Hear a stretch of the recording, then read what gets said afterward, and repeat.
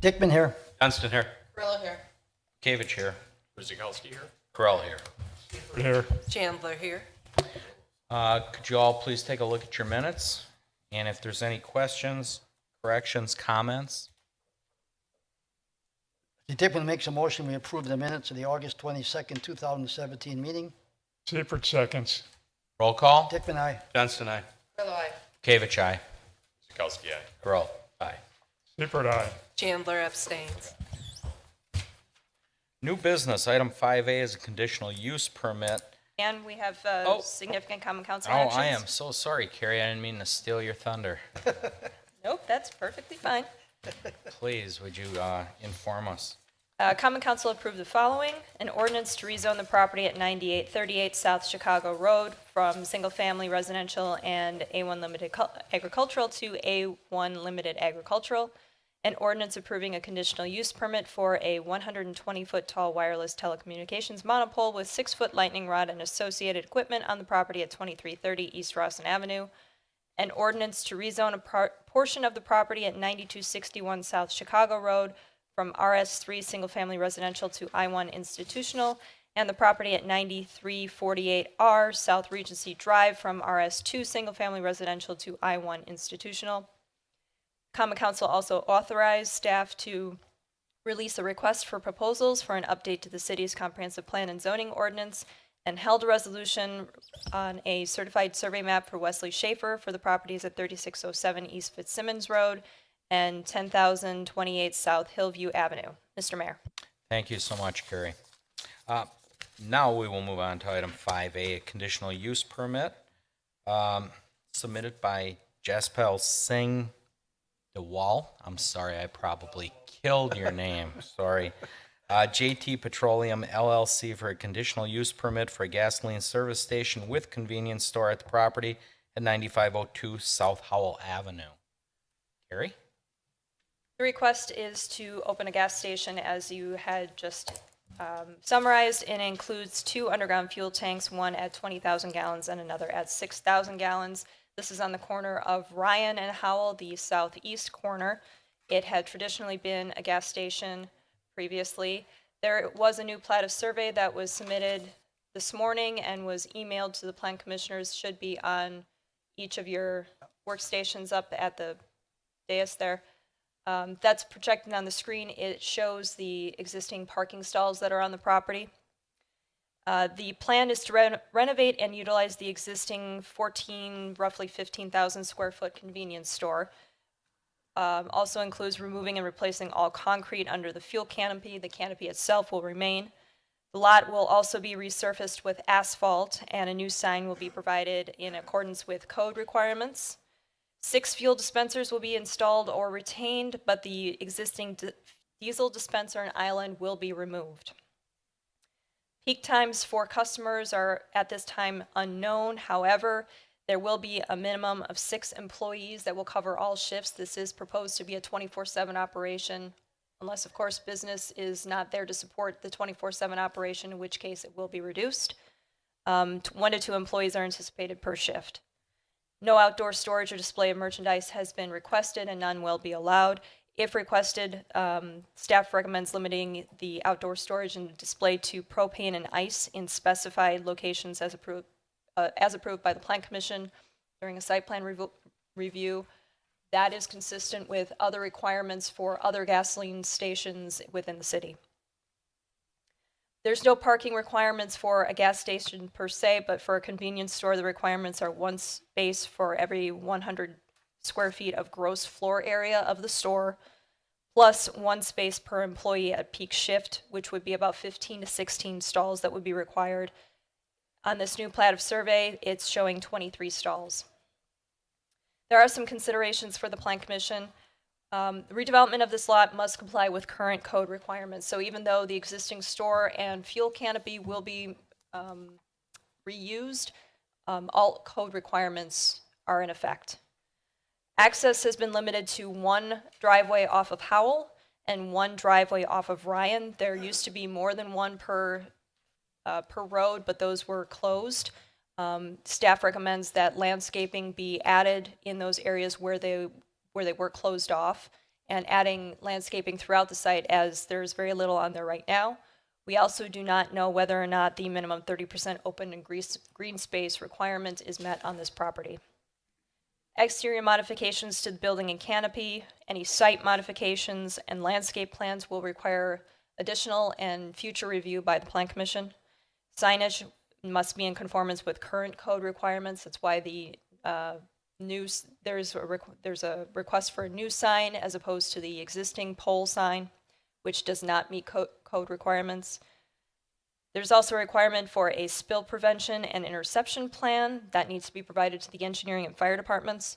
Installation, replacement, and maintenance of fuel tanks may also require fire department notification and/or inspection. Finally, lighting plans showing all exterior and canopy lights must be recessed, are also going to be required. Those need to be approved by the electrical inspector prior to permitting. And if the Plan Commission wishes to approve of the conditional use permit, a suggested motion has been provided that the Plan Commission recommends that the Common Council approves a conditional use permit for a gasoline service station with convenience store and 2 underground fuel tanks on the property at 9502 South Howell Avenue, after a public hearing and subject to conditions and restrictions that will be prepared for the Commission's review at the next meeting, which is September 26th. Mr. Mayor. Thank you, Carrie. At this time, we'll open it up for comments or questions from the commission. Commissioner Chandler? I have a question for Carrie. So is this space already under a conditional use permit since it's already No, a service? this was never actually issued a conditional use permit per se. The historical use of the property has been for a gas station. When the code was changed over the years, it became what's called a conforming conditional use while it was still being used as a gas station. What that means is they were granted the ability to keep operating as a gas station until such time as it ceased. When it ceased, there was a period of time where the code would require them to come back for a conditional use. So because of the length of time that the property had historically been used for the gas station purposes, it wasn't required at the time. Thank you. And I also have a question for the applicant. Could you come up to the mic, please? We need your name and address, please. My name is Jesse Paul Dollywell. Jesse is fine. My address is 12929 North Wauwatosa Road, Mequon, Wisconsin. Now, in the literature we received, it identified that the majority of the setbacks were met, but there were some that did not. My understanding that all the setbacks are met, and I believe that should have been on the survey that was given today. It should have. Yeah, to clarify, the original survey that was provided did not include the setbacks, so we weren't able to determine whether or not everything met the setbacks. With this new Plata survey, all setbacks are met. Thank you. And I should clarify, all setbacks are met for the canopy, the fuel pumps, the existing store, and the parking. The existing monument or the existing pole sign does not meet requirements and will be replaced. Brett, did you have something? And I had a question. The car wash that's just south of you, you have kind of a open road or something into your station. Does that have to be blocked off, or can that still be there? You know, we had There's car wash actually is- 3 openings there, right? there was a road or something that went from the car wash. You could go right to the filling station. Is there any I believe that's actually going to remain. So there will be 2 curb cuts on Howell Avenue, 1 on Ryan Road. So that's a shared access point. The car wash is not part of this review because and I understand, but they did have access to, they still will. they still will have. Yes. Okay, Is that it, Fred? that's it. Pat, nothing? Chris? Nothing? Wally? But just I did notice that you're taking out the diesel pumps, so I like that idea. Then we don't have to worry about the trucks or bigger vehicles, trying to go through, the service stations. I We think got that's- so many truck stops up the road. That's not something I want to compete with. Gasoline is really what I focus my attention on. But otherwise, I like the plan, with the idea that's there. Well, they'll have to cover code, but if you want to ask them, is Mike, do we have a fire rep here today? Oh, there's Assistant Chief Kresick. Mike, do you want to do any commentary on the fire at this time? No?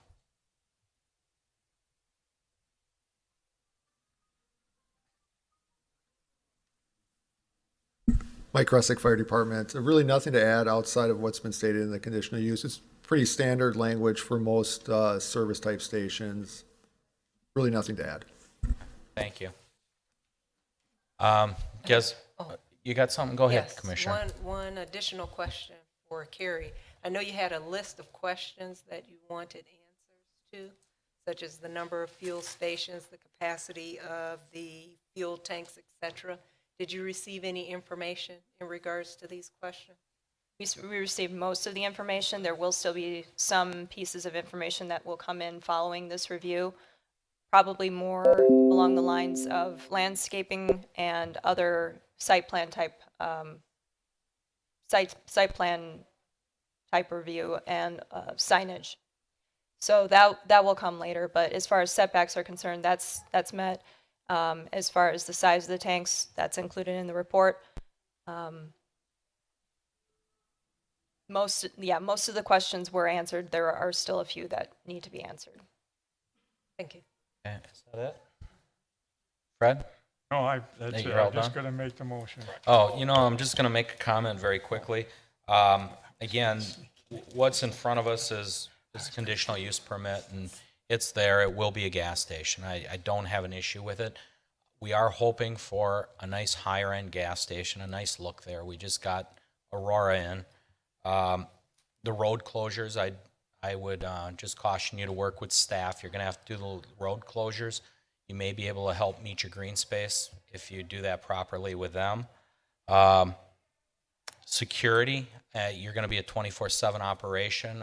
I respect that, but please get hold of our police department. Talk about security. We don't want to have your protection compromised, your business compromised, anything like that. So please pay attention to that. And as far as the outside goes, I mean, we really want, as the city's growing up, we really want it to be a really nice looking business because we think you'll do much better that way. So, yes, please. Sorry, just to further address, I've gotten approval from BP to have this branded a BP station, and BP has very high, lost my train of thought, standards. So, I mean, we want to work with the city, we want to work with BP. To make this location successful, it has to be a higher end location, and that's what we want to do. Appreciate that because it's been in disrepair for a while. Absolutely. So. Great. Other than that, I think we're ready to roll.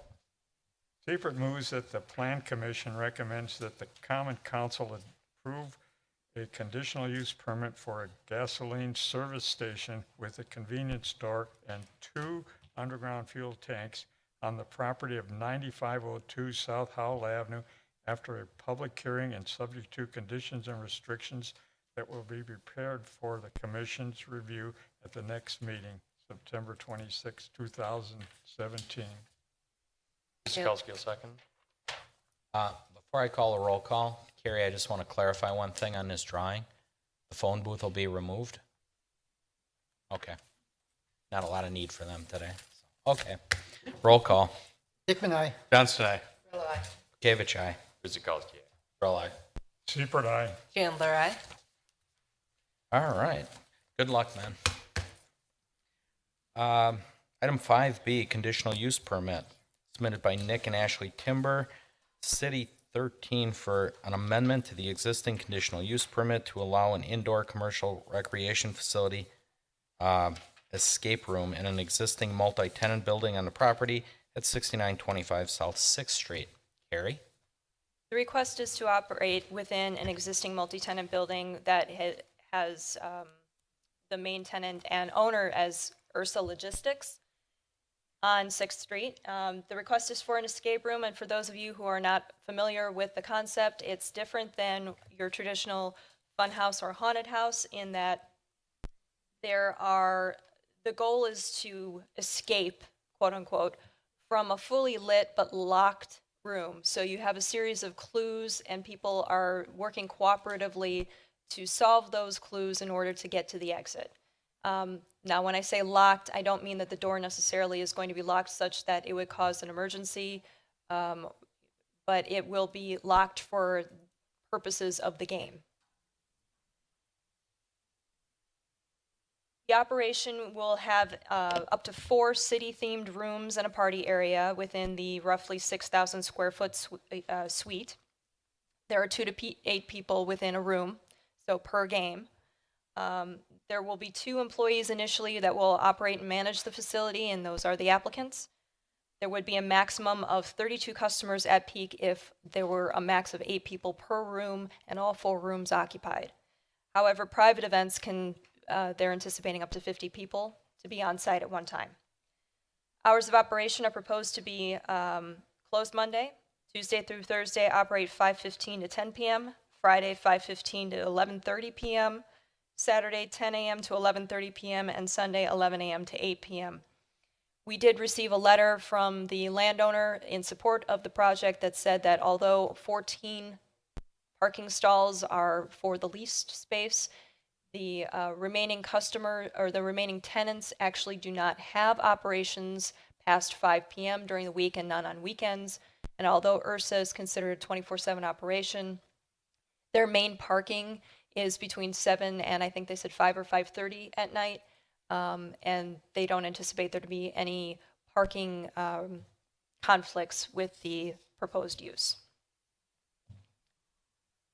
So there are 46 stalls that are available for all tenants, so they could be used following, at the close of operations for any overflow traffic. There has been no request for outdoor storage or display of merchandise. There wouldn't necessarily be any anyway, but there wouldn't be any approved as part of this request. Existing trash receptacles on the property are used by all the tenants. Signage would be in accordance with code, although that's not part of this review. There is an existing multi-tenant monument sign at the entrance to the facility that would be used. This is a site plan showing how the suites are broken up within the existing building. And just a close-up showing the 14 leased parking stalls in front of the leased space. If the Plan Commission wishes to authorize a conditional use permit on the property, suggested motion is that the Plan Commission recommends that the Common Council approves a conditional use permit for an indoor commercial recreation facility. I should make a note that this is an amendment to an existing conditional use permit for the property. Within the existing multi-tenant building on the property is 6925 South 6th Street after a public hearing and subject to conditions and restrictions that were provided. The only difference in the conditions and restrictions is just allowing for the use of the property as an indoor commercial recreation facility. Mr. Mayor. Thank you, Carrie. Open it up for questions, comments from the commission. Nobody? Pat? I was just wondering if Wally ever approved an escape room. I was going to say something like, my wife might want to go there, but she might not be able to escape. So what I do? No. Nothing? Looks like good use, yeah. Looks good. Another very Very popular. new popular item in Oak Creek. It looks like it's coming to town. So, excellent. Cool. And, okay, Wally? real quick, 2 things. I did go there, and it's a good thing the hours you've set them to use the parking, areas, because during the day you would never be able to run anything there. So that was a good move, picking your hours to fit, the parking itself. And also a little bit more about the party area. I guess I didn't understand much about that. When you say party, what do you mean? Name and address, please. Nick Timber, 9415 South Kinney Lane, Oak Creek, Wisconsin. The party area, since it's kind of divided up in 2 areas where we have this really nice front lobby area, and then we have kind of a warehouse area inside the back. In the back is where we'll actually kind of divide it up into the different escape rooms. While the front, we still wanted to generate some revenue, so we decided that people can have birthday parties and everything like that, or corporate events, and we can do catering and everything like that, so they can kind of rent it out, and then they can also do the escape rooms and do the team building, and then also gather in the front. Okay, so you would rent it out then, if you Yeah, could. yep, they would rent it out, yeah. Okay, thank you. How many people typically go in a room at a time? Usually it's right around 8 to 12 for most, or that's like their max and stuff like that. But usually it's right around the 6 to 8 mark, I would say. Mayor, I think we touched on it. I guess just the walls don't go all the way up, so lock problems or security issues or fire concerns, does that enter in at all? Or exit signs? Exit. Obviously, Yeah, you so don't. so there are all the proper coding inside the building itself. Actually has all of its exit signs and egress lighting on it. We're not actually going to have any roofs on of the escape rooms. They're actually going to be about 12-foot high walls, and then they're going to be roofless. So they're going to be more worried about what's in front of them than looking up. So we figured, it'd be better to have that. So then you don't have any prevention of smoke if there is a fire. And then the rooms, yeah, we said the doors aren't actually locked. We're not that kind of escape room. We're going to do more of an adventure room where you're kind of playing and you're actually the hero and stuff like that, trying to accomplish a mission with your team rather than, hey, a bomb's going off or something like that. Usually how those play out and you're trying to get out of there or defuse it. So that's kind of more the way we're going. So, So we don't actually have to lock the emergency-wise, doors. you can get out. Exactly. They can get Got out it. 2 doors on either side. Okay. Interesting. Can- Brad? Yeah, can you tell me the size of these 4 theme rooms? The 4 theme rooms, yeah, they're going to be right around 16 to 20, 16 feet by 20 feet about, and then about 12 feet high. Is there anything of furniture inside these rooms or chairs? Yeah, or- they'll be decorated accordingly to the theme. So one's like a bank theme, so you have you'll have a reception counter and stuff like that, the check deposit counter and an office area, so there'll be a desk inside there. But mainly it's just, you kind of keep it to the props that involve the puzzles themselves. Our assistant fire chief wants to just probably educate us here. Mike Cressy, Fire Department. Just to kind of clarify what he had touched on, we had a chance to meet with the applicant prior to his presentation. He has an excellent grasp of the codes and the requirements. He did talk about all the safety features he already referenced. So they did address those, and we're comfortable with their plan. Right, thank you. Anybody else? All right, motion. Carrie, are we, Sorry. or in terms of motion, do we have to mention that this is an amendment to an existing conditional use? Is that necessary? You're saying that the whole building has a I would conditional just use, add or- the word amendment. Okay. So, Carl moves the plan commission recommends that the common council approves an additional conditional use? Or an amendment? An amendment to the the Amendment to the existing c- conditional use. Correct. Amendment to conditional use permit for an indoor commercial recreation facility escape room within the existing multi-tenant building on the property at 6925 South Sixth Street after a public hearing and subject to conditions and restrictions. Seifert seconds. Roll call. Hickman, aye. Johnston, aye. Kavich, aye. Kuzikowski, Carl, aye. Seifert, aye. Chandler, aye. Great, thank you. Good luck.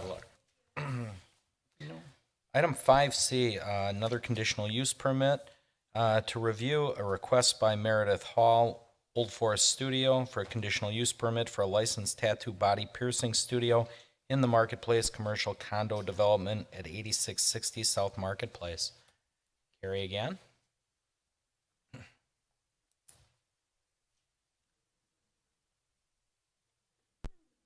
For the proposed use, there would be 1 employee, and that would be the owner applicant.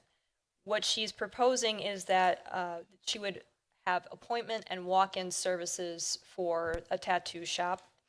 Generally, 11 a.m. to 6 p.m., 7 days a week, but again, it would be pretty much by appointment. There might be some walk-in services that she could accommodate, but she would be the only employee.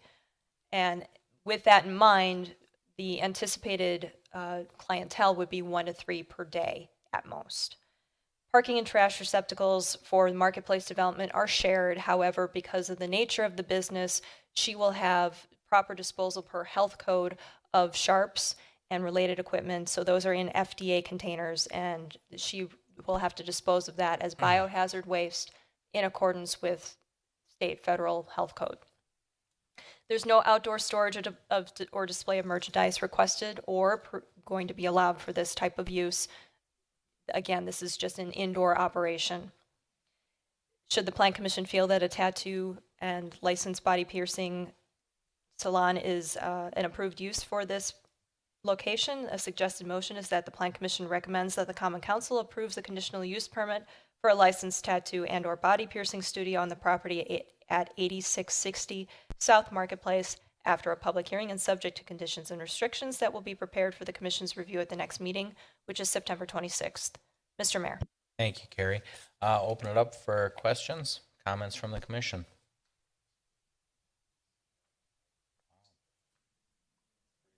Paul, you got something? Well, I was just going to say that the letter that she presented, that's attached to our, data here, I think kind of makes it sound like she's looking to make it more of a, she used the word refined salon atmosphere rather than just some, corner shop, where they do tattooing.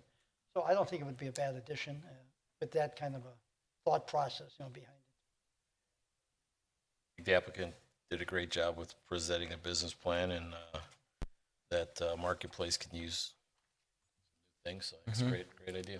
Right, and we kind of hashed this out years ago over tattoo body piercing places over here not too long ago, so fine with that. Nothing else, motion. Dickman makes a motion, the Plan Commission recommends that the Common Council approves a conditional use permit for a licensed tattoo and/or body piercing studio on the property of 8660 South Marketplace after a public hearing and subject to conditions and restrictions that will be prepared for the Commission's review at the next meeting, which is September 26, 2017. Gifford seconds. Roll call. Dickman, aye. Johnston, aye. Gavich, aye. Guzekowski, aye. Earl, aye. Seifert, aye. Chandler, aye. Okay, good luck to the applicant. 5D, official map amendment. To review a proposed amendment to the official map for a portion of the northeast quarter and southeast quarter of the southeast quarter section 21 map unimproved right-of-way affecting the properties 9349 South Nicholson, 1200 East Ryan, 9211R South Nicholson Road, and 9025 South Nicholson. Gary? Or Pete? Pete, what are you doing here today? You gotta have an item coming up, don't you? Supervisor. Oh. Okay. With that in mind, the requests are for a few amendments to the official street pattern as they affect the proposed properties that were mentioned. This is part of an overall subdivision plan for the two larger properties on Nicholson and Ryan. On your screen are the proposed changes. In your packets, there's a graphic that shows what the official street pattern is currently and what is being proposed. What's on the screen now is only what is being proposed. The changes included a shift of the north-south portion of the proposed road slightly west. There are some more curves that are not shown in the official street pattern. The relocation is proposed in an effort to save mature trees while optimizing single-family residential lot layouts according to the provided submission. Shifting the north-south road west will remove the direct connection to the future road shown on the official map to the outlot at 9211R South Nicholson Road.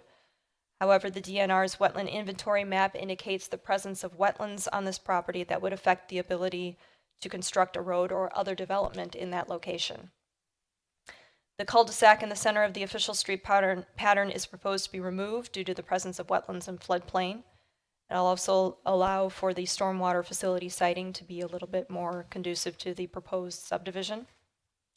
The northern cul-de-sac that's shown on the screen will be added to substitute for the center cul-de-sac and to allow for the utilization of developable land in this area. A second access point to South Nicholson Road will be added between the existing buildings on 9349 South Nicholson and the adjacent parcels to the north for lot layout and to provide for a formal entrance to the development. And finally, the northernmost cul-de-sac will be reduced in length for the development of lots around it rather than having it end at the adjacent property. However, you will note that this change will remove the direct connection between the cul-de-sac shown on the official map and the parcel at 9025 South Nicholson Road. When considering a proposal to amend the official map, the commission should consider the impact on the ability to logically develop adjacent properties in accordance with the existing official map. Nearby property owners may have an interest in maintaining certain aspects of an official map if it provides them the future opportunity to subdivide their property in a cost-effective manner. If a person is proposing to remove this opportunity or to alter it, they need to demonstrate that any adverse effects on the property owners involved would be offset by the benefit to the neighborhood. In other words, a property owner should not be able to amend the official map to maximize the development potential of his or her property at the detriment of surrounding properties. This is something that is within every proposal for an official map amendment for the Plan Commission to consider. Since there are 2 properties outside of the proposed subdivision that are directly impacted by the proposed amendments, staff has requested signed written acknowledgements from the landowners indicating their understanding and non-objection to the proposal. However, this is not a requirement. Should the Plan Commission decide that the changes to the official map as proposed are acceptable, a suggested motion is that the Plan Commission recommends to the Common Council that the official map for the portion of the northeast quarter and southeast quarter of the southeast quarter of Section 21, which is the mapped unimproved right-of-way affecting the properties at 9349 South Nicholson Road, 1200 East Ryan Road, 9211R South Nicholson Road, and 9025 South Nicholson Road, be amended as illustrated after a public hearing. Mr. Mayor. Thank you, Carrie. I'll open it up. Comments, questions from the commission. Commissioner Chandler? I have a question for Carrie. Have there been any comments about these changes from the property owners in the area? Not directly made to me, however, I believe that the applicant has had conversations with the 2 affected property owners, so I would defer to them to answer that question. Let's see, Carrie, though, before they bring it up, could you point out where those 2 properties are, by, up on our map? Yes. I want them to know. So the 2 properties that will be affected are here. Oh, that didn't work. Hang on. So on the northern part, there's a parcel that directly abuts, and then this remnant parcel that's also highlighted in red.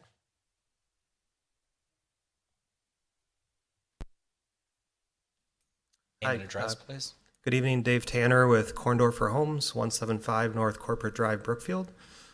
We are co-developing this property with Mike Carrick of Carrick Homes.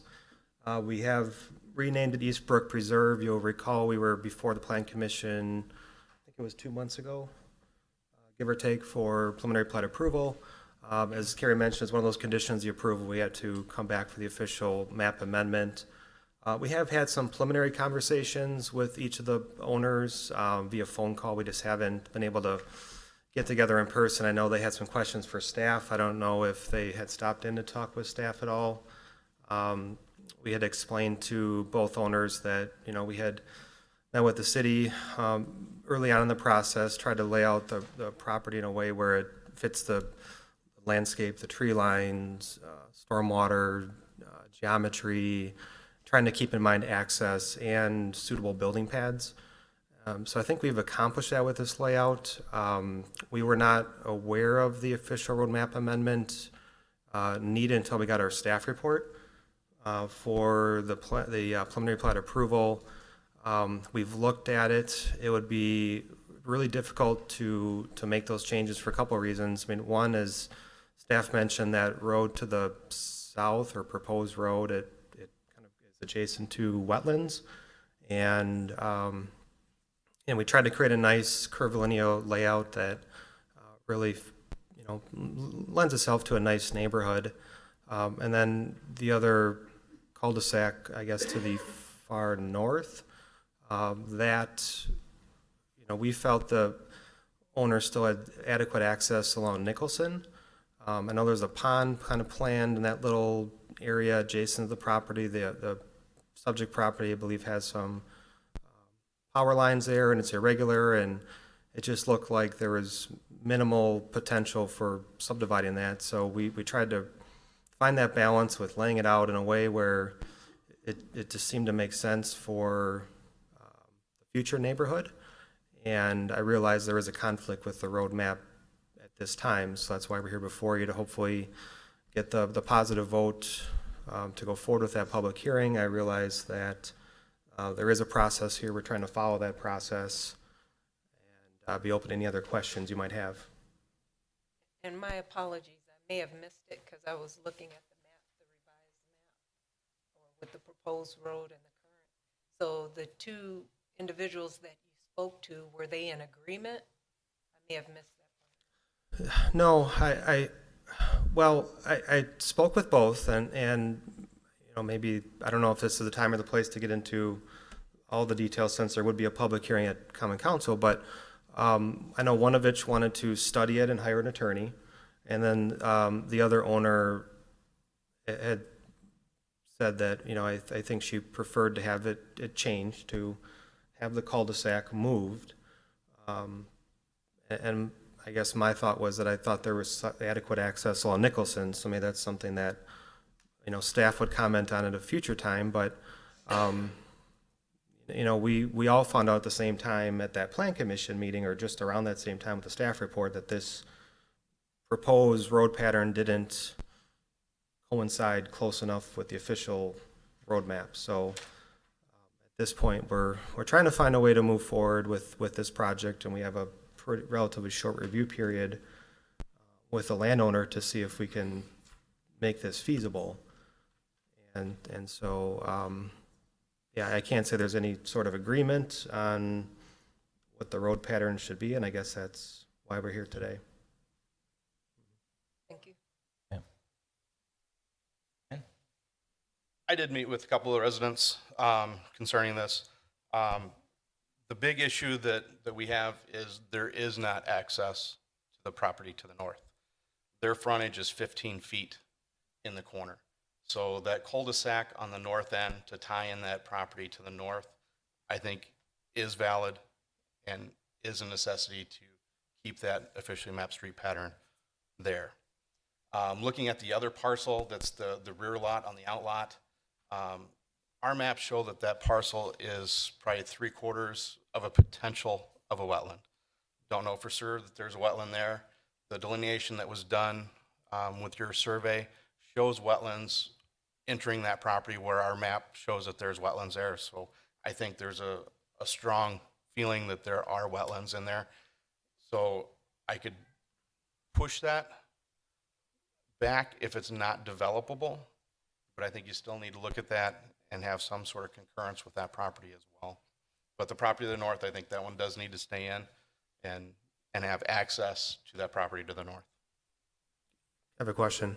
Can you elaborate on that access? Because I see looks like a triangular type parcel that's 3+ acres. Is there more than meets the eye there? There is. Milwaukee County owns everything along Nicholson. Their only frontage is a 15-foot corner. I don't know if you can point that out, Carrie, on the map. I don't have a pointer here. Yep, right there. That's all their frontage to Nicholson. The rest of the frontage is owned by Milwaukee County and is parkland. Their driveway actually crosses parkland. And that's when their sanitary sewer was ran in there. That's why it had to go to that location, because that is the only frontage they have for that parcel.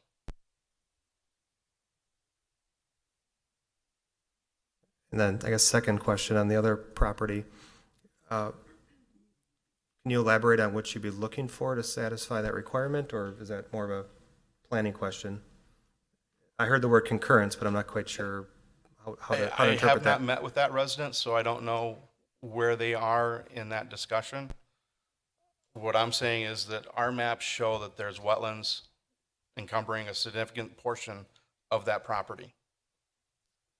So without meeting with them, without knowing where they're at, I don't know, but I could see pushing that road away to your alignment and not, meeting the officially mapped street pattern at that location due to the significance of the wetlands that are shown on our maps. Okay, thank you. Other questions? Pat? I guess based on Brian's comments and where we're at, I don't know if that's a Carrie question of where's the planning commission this with moving forward on this without that rectified or agreed upon. And I don't know if that resident's here tonight. One of the residents is. Would you like to come up and speak?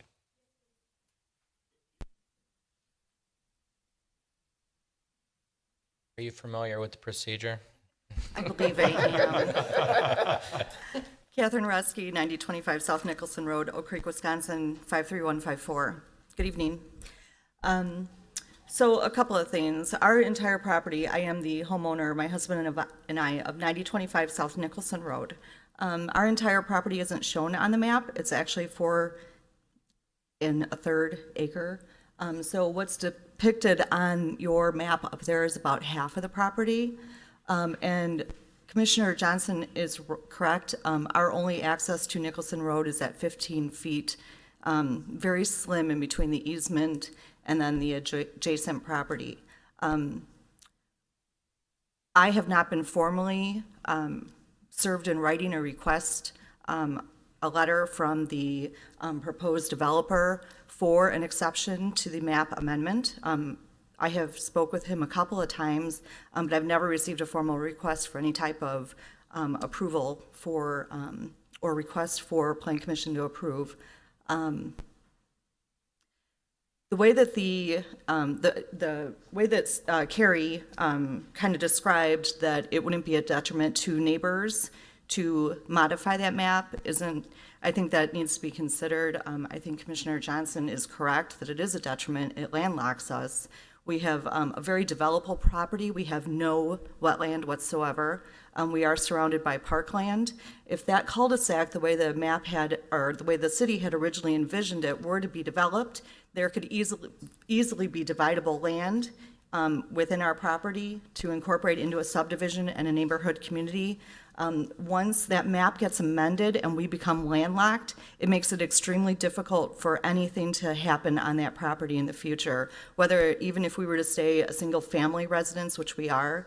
When I purchased the home many years ago, we were asked to combine our 2 properties into one property, which would help in future development. And we did that, and we connected up to city sewers requested by the city, and yes, we had to go all the way out to that property. If this map were to be amended, it would be a shame, because for the subdivision and that Nicholson Road development, it really is a waste of a beautiful property. Part of the reason why the developer said that he wanted to push the cul-de-sac back was that it would maintain mature trees.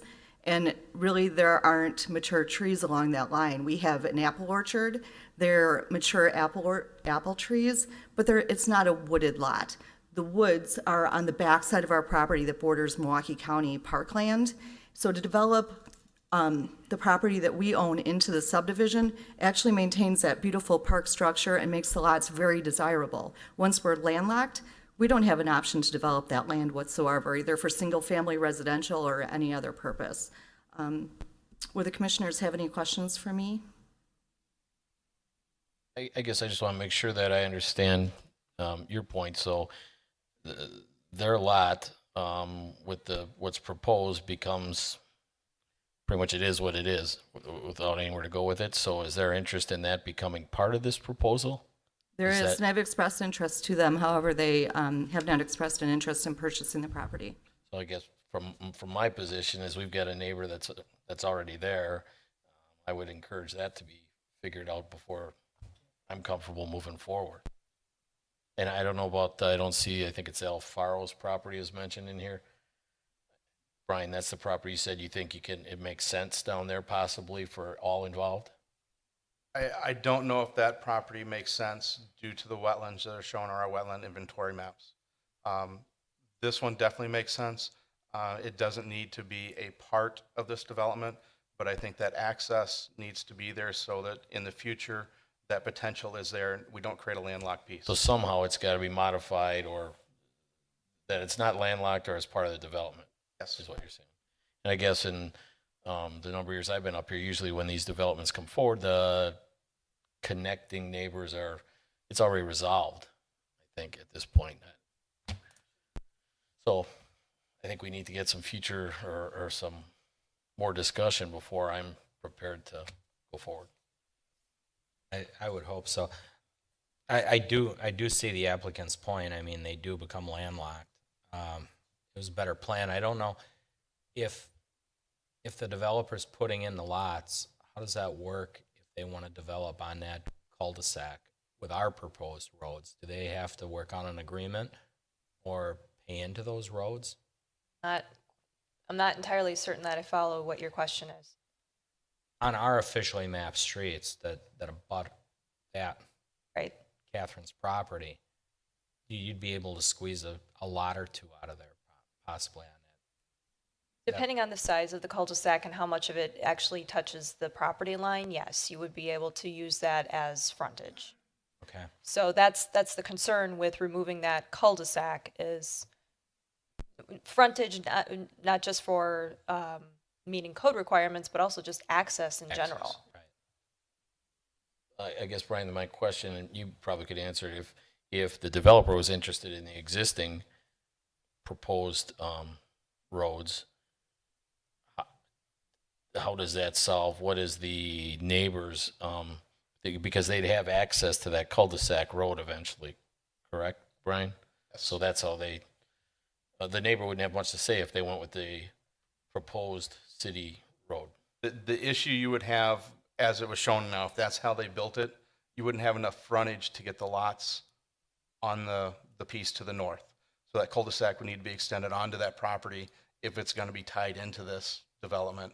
So then you'd pull the lots off of that to get your frontage. Got it. This would just be an access point, so the property to the north would actually have frontage, legal frontage, and be conforming lot.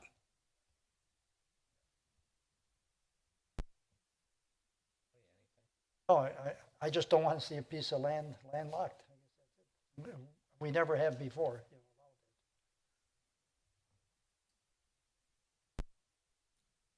Dave Tanner, Corndorfer Homes again. So I guess I have a question. Is the property landlocked or not? Because there's access currently.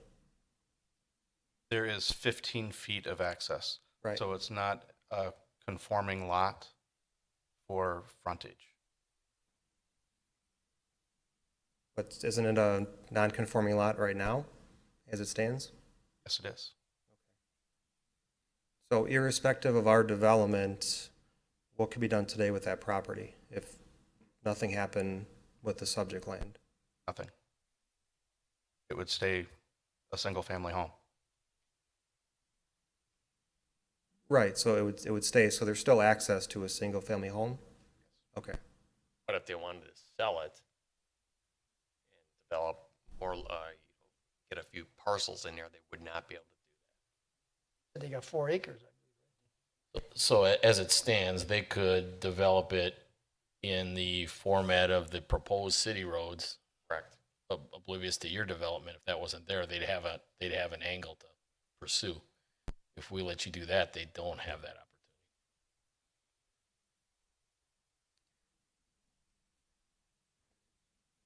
I get it. I get. Yeah, where I you're guess coming from. it's, I mean, if what's the they're fair still- thing? I don't Yeah, know. It's, yeah, right. because I think by moving the cul-de-sac, we're potentially putting the project in jeopardy right now, and we'd like to try to move forward with this as proposed. It's like it's sort of like we're moving our lots from our project to allow someone else to develop more lots on their land, I guess is kind of what I'm hearing. I guess that's a decision the plan commission has to make. Do you leave the access as it is current or force a cul-de-sac? It just doesn't really work well with the layout of the stormwater. So I guess I look at it as it has access right now and it's not landlocked. If you were to acquire that property from the homeowner, how many more lots could you squeeze out of there if you rearrange that cul-de-sac? I don't know if we actually laid it out because I think the price that was thrown out was just too high where it didn't make sense. It wasn't really a matter of Okay. how many lots we get. It's just a matter of, there was an early discussion that I know Mike Carrick had with the property owner, and it didn't make any financial sense. Okay.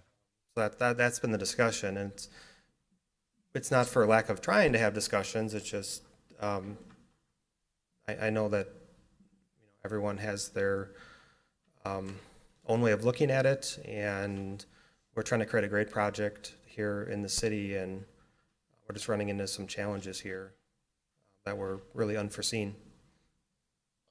I mean, I see the side of it, and I think it's a good-looking development. Then there's got to be some rational reasoning of what the value of something is, because the alternative is, if we push this through, it is maybe not landlocked, but not developable. So I would hope that maybe through some discussion, you can figure it out, because we're going to decide one way or the other. At some point, it'll go past us to the council, who will really have the say. But I think normally at this body, we like to see that the neighbors have at least had opportunity.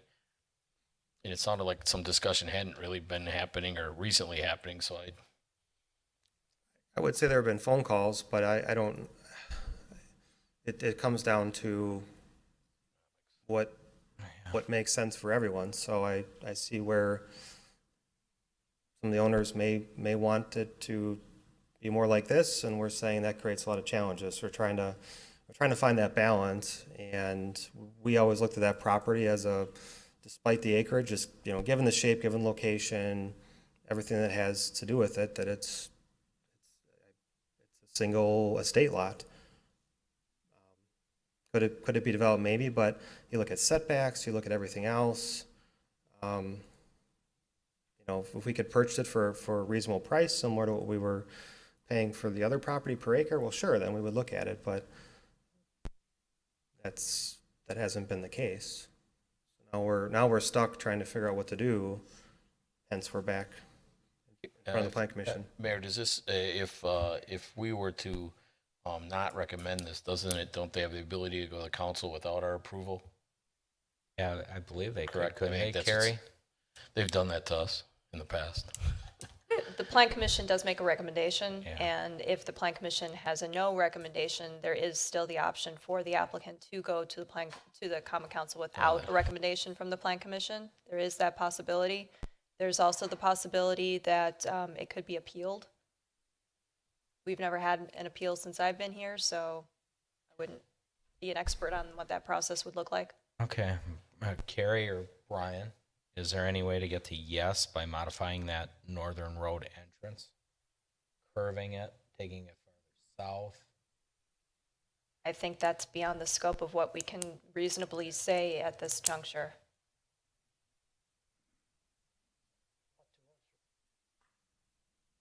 I guess the point I was trying to make, that, and for the homeowners, as well as the developers probably aware, if it goes to the council and it's voted through, they could end up with much less bargaining chips than they have now, so. The other option is that the Plan Commission can hold the item.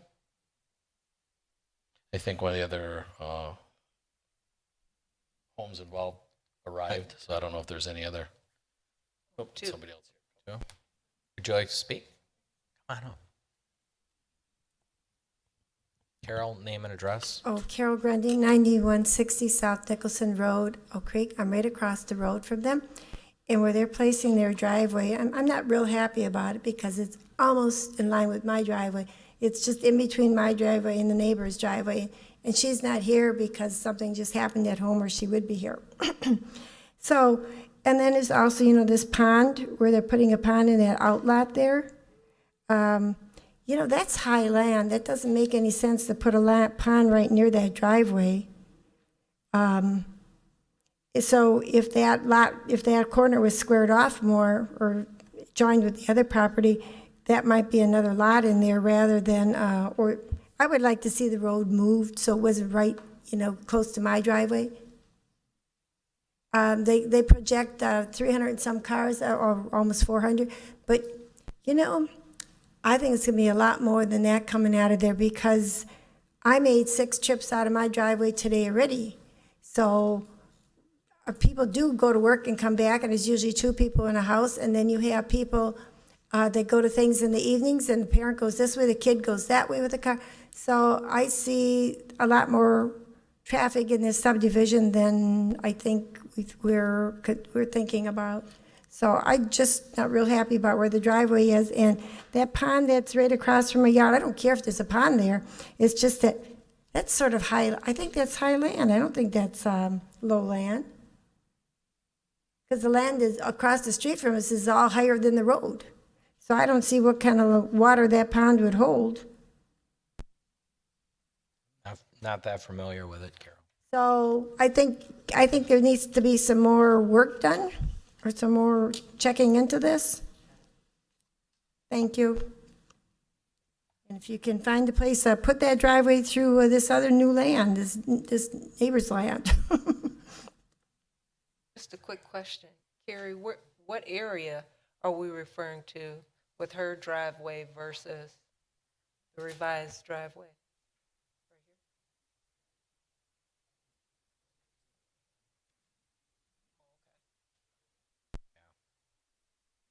Is it the square? ways. Is that what you're showing?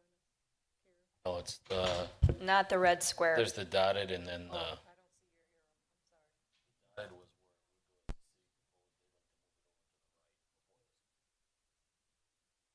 But she's saying their driveways would be lined up. So, over here? Oh, okay. You see where it is, where it was? Preferably, I would like to see it to come out in front of that new business in front, down the street from us, where the bus company was, you know? That can't happen. Well, it could if you could cross county land, but So the new right-of-way, I mean, there's driveway- a right-of-way there. So the new layout lines up with your driveway, It's half, yes, it's part of mine and part of my neighbor's, and if you move it back to the old one, then it's gonna be all my neighbors, and she's not gonna be happy either. So I just think they should just move that road over. Brian? Just a little clarification for the commissioners. The pond that Mrs. Grundy is speaking of is the triangle piece, so it's south of the cul-de-sac.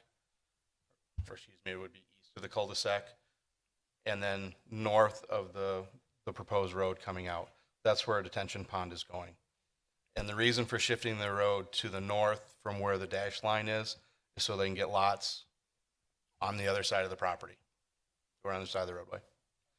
Yeah. Thanks, Carrie. so is the pond higher? Issues with It odor, drains those lots that are basically adjacent to the roadway right there. It goes into that pond, and then from there it runs to a larger pond on the west side. water? Thank you.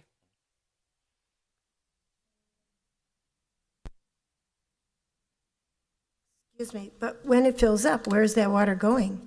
If this big pond back here is going to drain down here, is there a certain level it's gonna be kept at so that it doesn't flood over here?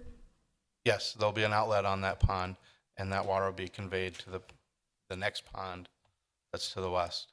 That's by the road. What's that? That's by the road, the small pond. The small pond is by the road. But where is that going to drain to? That's going to drain to the storm sewer pipe that takes it to the pond to the west. Yeah, do we have a storm sewer there? Sure, Tony Zanin for Pinnacle Engineering, 15850 West Blue Mound Road, Brookfield.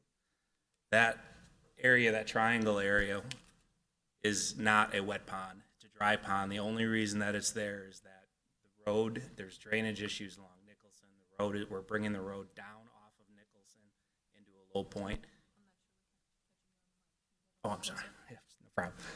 So I'm sorry, going back, so we're starting at Nicholson Road, kind of dipping the road to keep the water from running out to Nicholson. It's gonna run into a dry, it's in essence a swale. It's not a wet pond, there won't be water in it.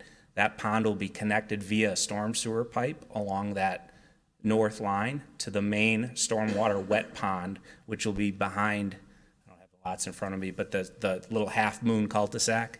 There's gonna be a pond basically between the Half Moon cul-de-sac and the floodplain. I don't know if that's really a technical discussion for this meeting, but that's really what the idea is.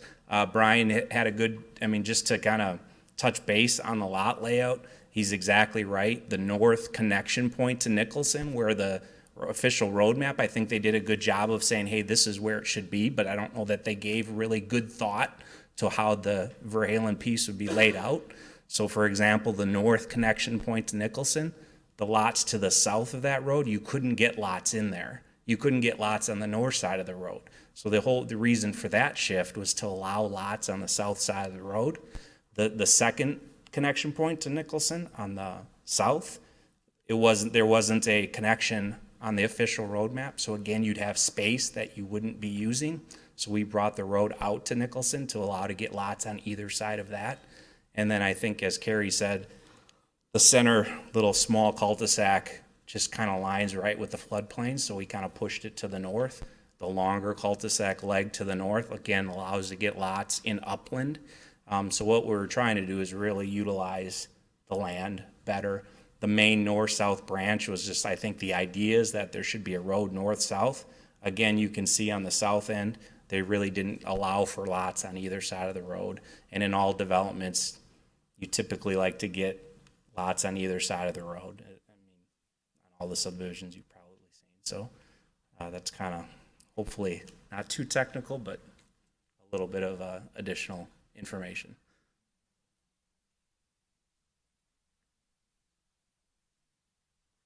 And I do like that you maximize the lots by moving the road, but affecting the property owner to the north.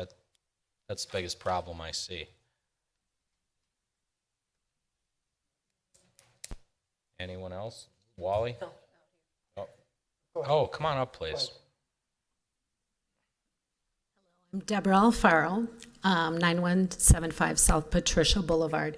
But we're the owners of an outlot that's landlocked now, and a buildable lot on Nicholson. And with the new proposal, our outlot will be pretty much landlocked. How do you want me to do that? She'll do that for you. Oh, my apologies. She'll do that for you. You know. Oh, okay. I can't read that.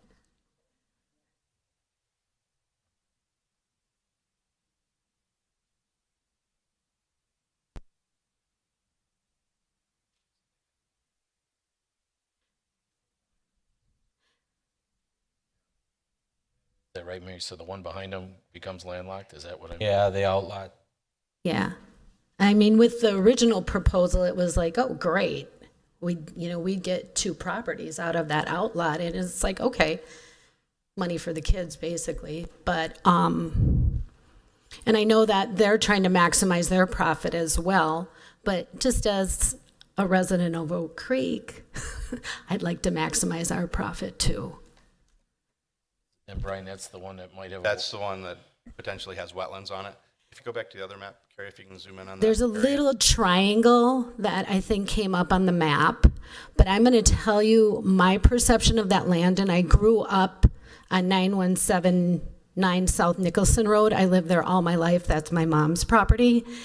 And the low-lying area is actually to the north of that. It is our property that we have, that outlot is totally wooded, and it is not swampy. But to the north of that, and maybe Mark can attest to that, is where the property truly is lower. On this map, you I have a pointer again. The wetlands that are delineated there on Outlot 3, there's a little point right there. Yeah, there's a little Yep. triangle, I guess, which That- I didn't know till the last meeting that was even, That was delineated with the property for the subdivision development. And then what our maps show is that whole frontage and That's really then where the it is. southerly frontage as well have the potential for wetlands. We don't know for sure that there's wetlands there without a delineation being done, but there's a potential that those could be wetlands. So if And the if that's all original, wetlands, if it's all wetlands, but if the original street proposal went through where this lot would have access and it's not wetlands, then they're losing something that's there. But if it's if it not, is all wetlands, it would be very difficult to get a single-family home developed on that lot. and how is it determined? A The wetland wetlands. delineation, Say a that. wetland delineation needs to be done. And that's either by sewer pack or by a hired wetland delineator. And who does that, me? Yes, the property owner. So what about the wetlands that were on the other pieces of property that at the last meeting, it was like, oh, that's not going to be a big deal? I mean, that was discussed. There was like 2 or 3 other lots, proposed lots that had wetlands on them. I think what they're saying is that yours may have, and unfortunately, as the homeowner, it's up to you. I mean, I would have it delineated to say, hey, no, this is buildable and I have value here, Right. or not, because if it doesn't have value and you're never able to sell it to build the land on, then you're probably better Okay, off so enlarging can I the get some lots. time to get this figured out then? That's above my pay scale. Somebody else maybe Who can am I supposed to, answer that. who am I supposed to look at? We're back to the point, I don't know, Carrie, if you can give us some help here. I think we're back to the point where these, again, 2 existing landowners that have questions that I think have to be answered to some degree before I'm comfortable moving forward. As much as I like the development, we got 2 landowners that got issues here. And isn't this the second part of the development? Second part, well, the first part was just a Nickel, preliminary. well, I mean, as far as the actual development goes, weren't they going to start on the Golden Lane end of it first, and then this section was going to come later? North? So there's nothing definitive about that, is what I hear you saying, right? I think what he's saying is it's all got to be done now, the plan. Yeah. They don't piece it They together. don't piece as it they together, so whether it's being the last one built or the first, it's all decided now. So your Okay. opportunity to do something is before it gets started. Okay. Well, honestly, I didn't really know what to do, and that's on me. I get that. But I mean, the first meeting about this that I really saw what was happening was a month ago. I mean, that's not a lot of time, really. Well, they came in with the preliminary plat, which was on our existing roads. Work it out from there. Try to So maximize I guess I'm asking for more time so we can do what we need to do to see if our property is of value or not, and then maybe work with them or having to figure something out ourselves. I think the man behind you wants to say a few words. Yeah, we're kind of past that On the point. mic, please. Tony Zanin, Pinnacle Engineering again. We're kind of past the point that I came up here. It was about the wetlands. She had asked about where the wetlands were. We had the wetland delineated on our site, and we've designed around the wetlands. As Brian had said, there is a slight triangle that he had shown. The wetland inventory map for the DNR on the DNR website shows a majority of that back lot is wetland, as Brian had said. That's usually the first indicator that we look at when we're developing property. So I would also highly recommend that wetland get delineated and see what they have. I mean, when they developed the lot, the front lot was called a lot. It's not built on, but it's a lot. This rear one was an outlot. So I think I would just anticipate, or I guess I'm assuming that at some point somebody kind of realized what potentially could be back there. That's why they call it an outlot versus a lot. But the second part of it is they do have 2 lots there. They have access to Nicholson.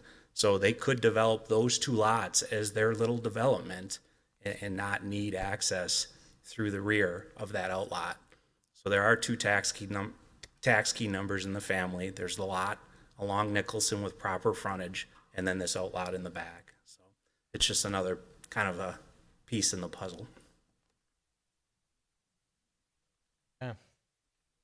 And while that is true, I'd like the opportunity to look at all of our options and not have that decided right now what our best option is until we know what we have. Okay, commissioners?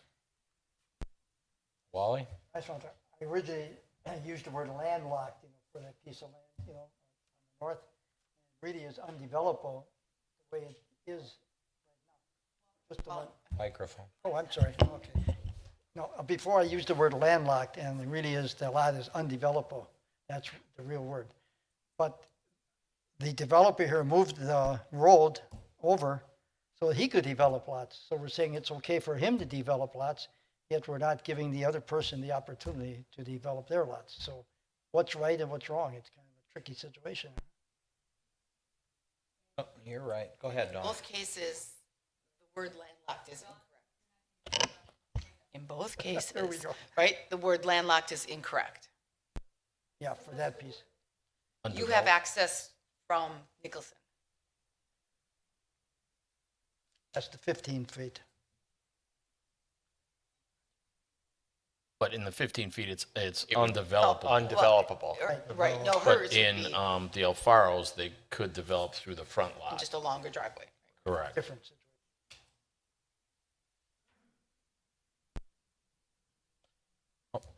Mark, go ahead. I got my, That's okay. Go ahead, Mark. You can leave it there. Mark Verhalen, 1200 East Ryan Road, and I own the property also at 9349 South Nicholson Road. The plan that's in front of you reflects, I guess, the best possible use for the developer that's looking at the property. We haven't culminated any sales or anything, so I still own the property.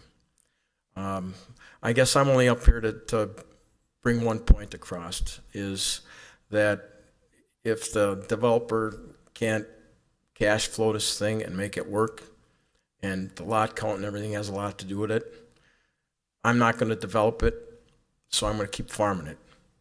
So then everyone loses, because the Rolskis cannot develop their property. They're going to have one lot, and the Alfaros still have the outlot in the back. And you know, if it's not feasible for one developer to develop it, it's not going to be feasible for the next developer to develop it. And I'm not looking to make enemies in the neighborhood, but those are the cold hard facts. And if I got to keep farming it, I'll keep farming it, because I don't have to sell it. And you know, I guess the bottom line is, if the city deems a new residential development is needed here, you know, I'm not looking at making enemies of my neighbors. I'm not looking at stepping on anybody's feet, because I'm not the developer. These people came to me and with the proposal, and like I said, lot count and cost of development has a lot to do with the way they laid it out. So, you know, it's in the city's hands to make the best decision for what you want to see there in the future, I guess. And if it comes to a point where I got to keep working on it, I guess I'll keep working it. Thank you, Mark. And again, I don't disagree with anything really Mark said. I mean, they're trying to maximize their investment in it, squeeze as much out as they can. I do like the development. We just have some quirks. I think the problem to the north is a little harder nut to get at than what maybe we're looking at with the outlot, because there's a few options there, possibly an option.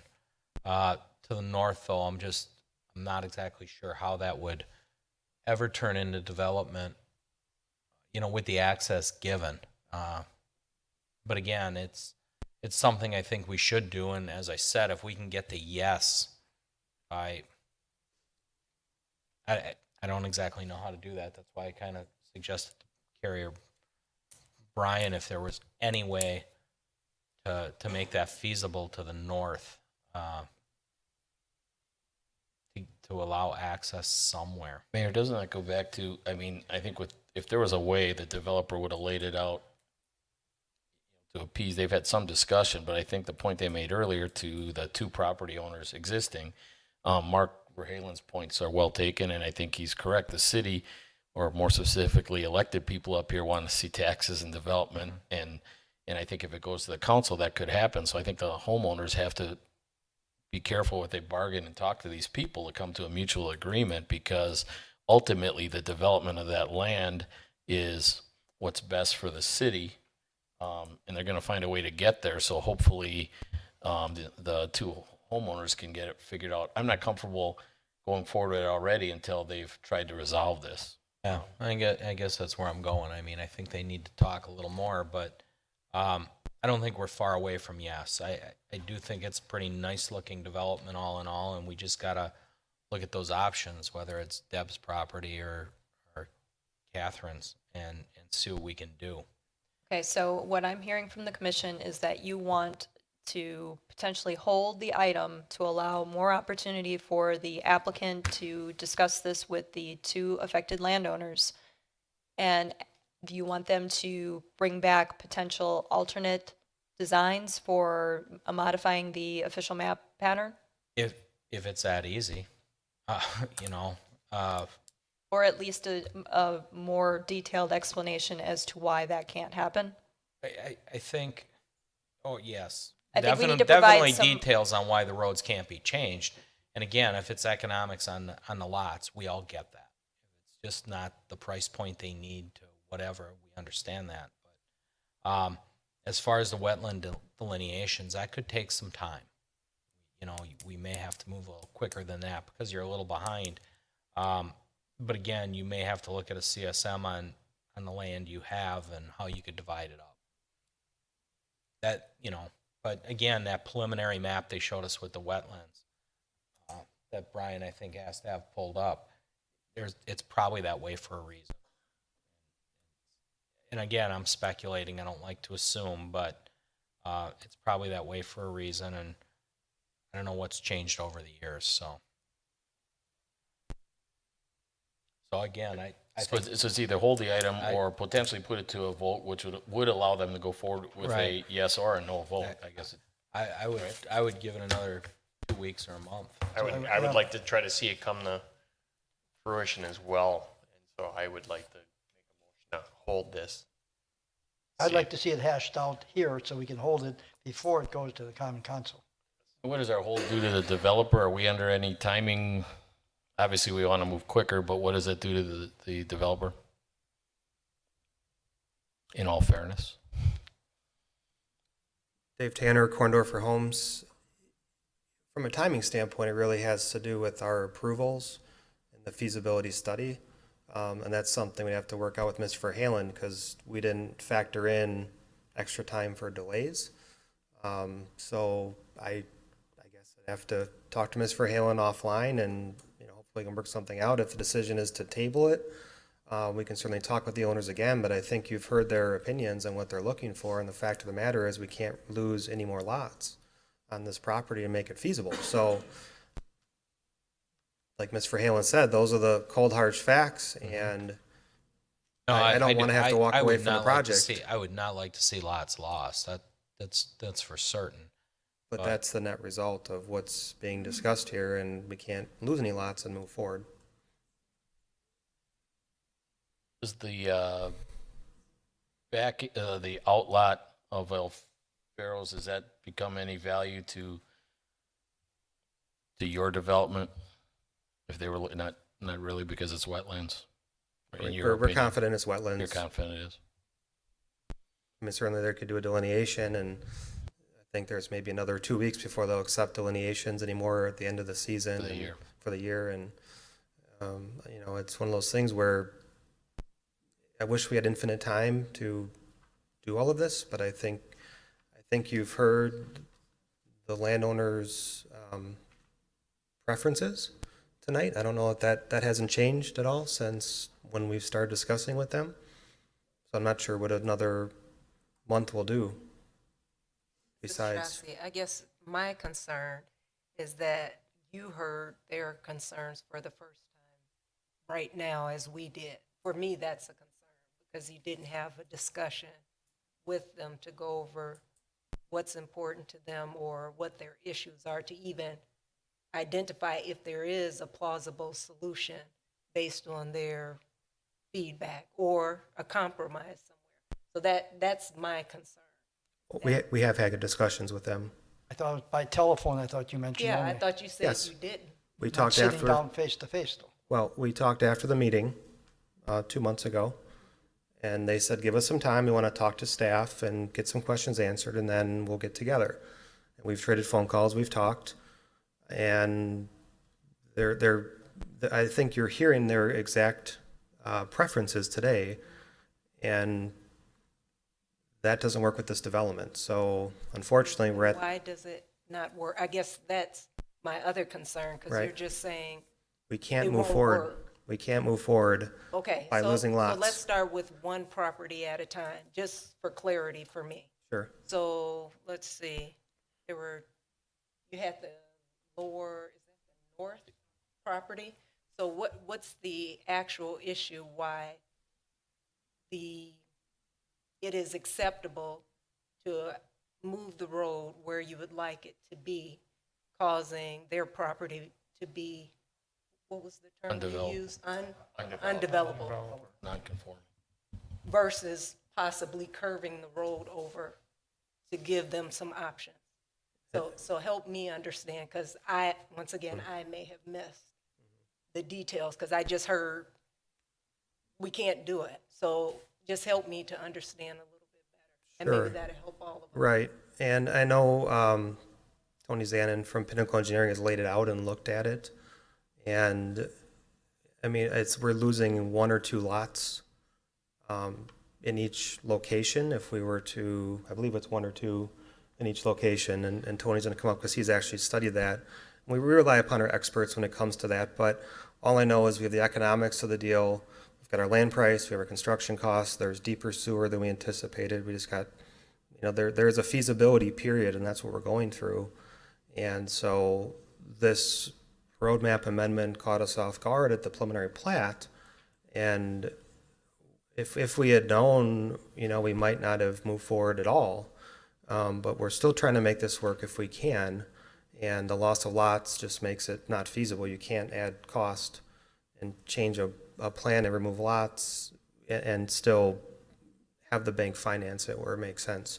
So that's the economics of the So let me development. make sure I heard you correctly. So you have evaluated moving that road. Is that what you're saying? Yes, Mr. Zanin has. Yes, Tony Zanin, Pinnacle Engineering.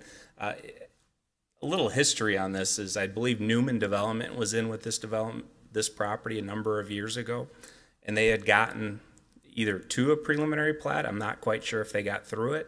That was the base point for us to start laying this subdivision out. So really, I think as the developer side, Newman had, if we have, 70 lots? 73. I think Newman's plan had 80. And then we've kind of relooked at it. They were really tighter lots. Building pads weren't large enough for a true Carrick or Corndorfer home. So based on that layout, we took that layout and kind of followed it because everything we had heard was that this was something that Oak Creek liked. The only addition we had was the half moon bulb on the north. They didn't have any road going to the north.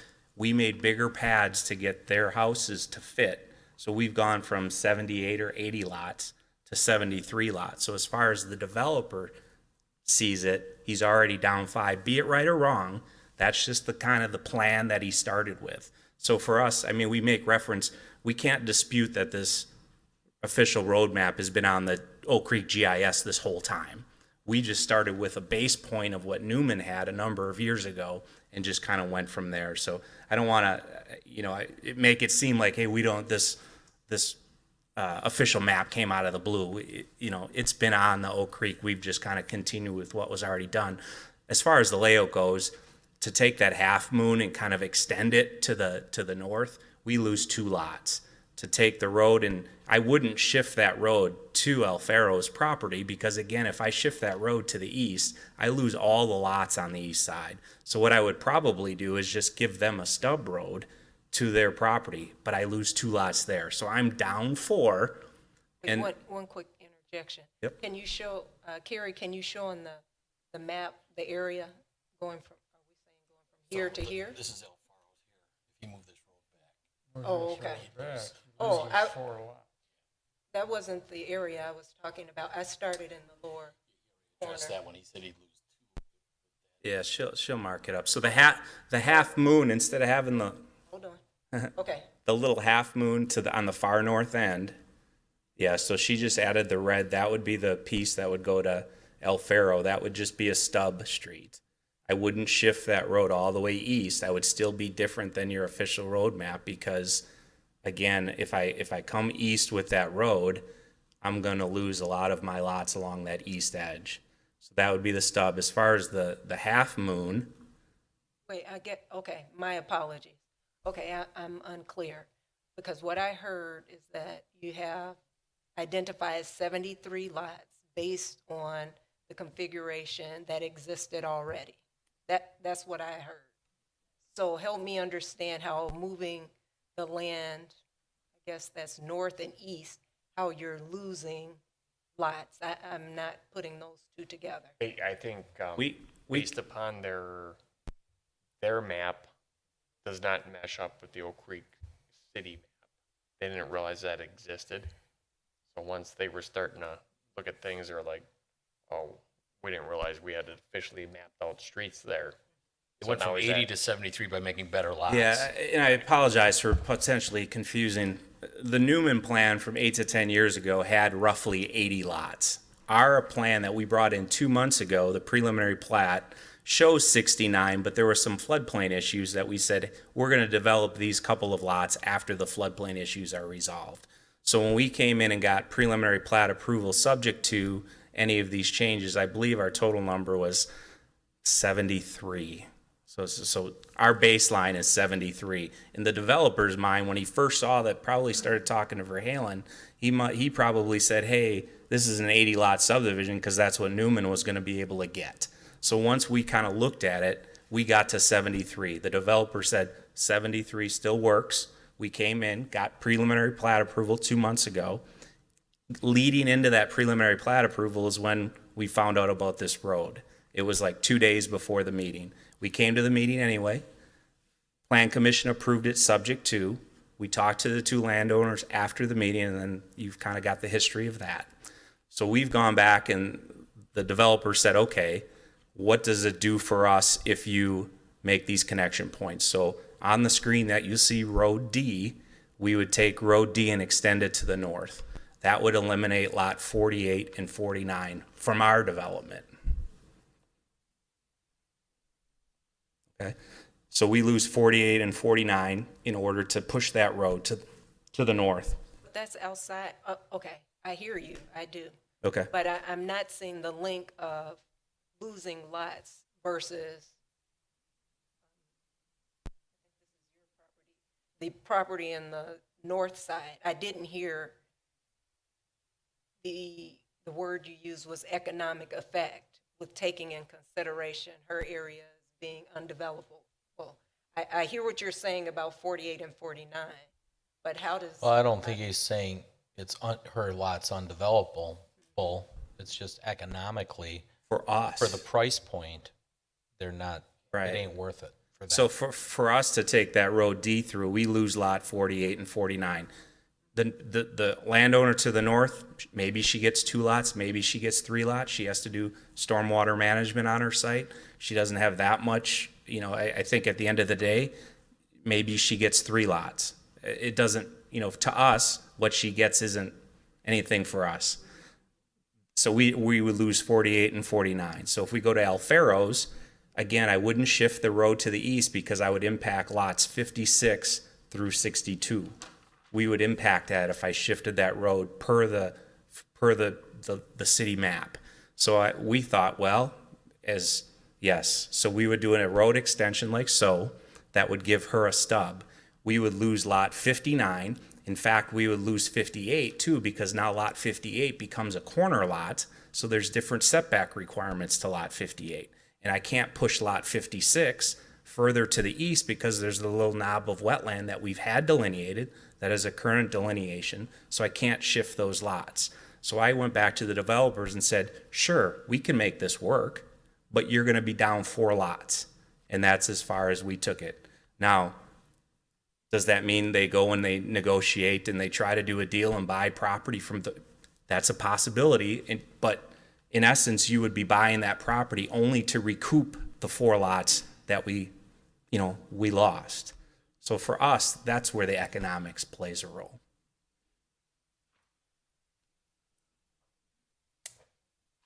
Hopefully it makes sense. We have looked at it. I think, Catherine, you want to come up? 25 South Nicholson Road, Oak Creek, Wisconsin. I am for this subdivision. I understand our demand in our city very well, for obvious reasons, for single-family subdivisions. I'm very supportive of this. I think it's a great location. This is what this property should be developed for, without question. I'm not here in opposition of the subdivision at all. I'm here to make sure that the Plan Commission considers some of what's part of their responsibility. I'm hearing tonight that this developer is caught off guard quite frequently during this process, and that's unfortunate because no developer working with our city should be caught off guard by a city map. That is something that I would think would be requested up front when considering creating a preliminary map so that you were working in accordance with how the city had visioned this development. And I just want to reiterate, I'm sympathetic to the costs and to the development, I guess, profit, and whether or not it makes, whether or not this conflict imposes economic means that they can't develop this lot. I'm sympathetic to that as well, except for I say to the Plan Commission that you have a responsibility to recall what Carrie stated and what's in your Plan Commission report. When considering a proposal to amend the official map, the Commission should consider the impact on the ability to logically develop adjacent properties in accordance with the existing official map. Nearby property owners may have an interest in maintaining certain aspects of an official map if it provides them the opportunity to subdivide their property in a cost-effective manner, which applies to both the Alfaros and our property. If a person is proposing to remove this opportunity, which the developer is, or to alter it, which they are, they need to demonstrate that any adverse effects on the property owners involved would be offset by the benefit to the neighborhood. So at this point, I don't see that this developer has proposed to you by removing our ability to develop this property by leaving in that frontage for us, which is what was the city's vision. I don't see where they have proven that this will be a benefit to us. Like I said, I'm sympathetic and I'm very supportive of this project. I don't want to see, Verhalen can farm it for another 20 years. That's his choice.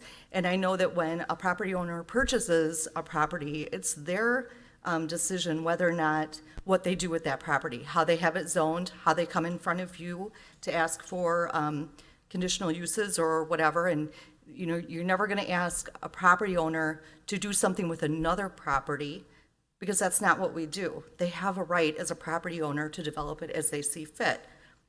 However, in considering what the Plan Commission is reviewing tonight, and considering that statement about altering an adjacent property, I think that that needs to be considered. So thank you tonight for your time.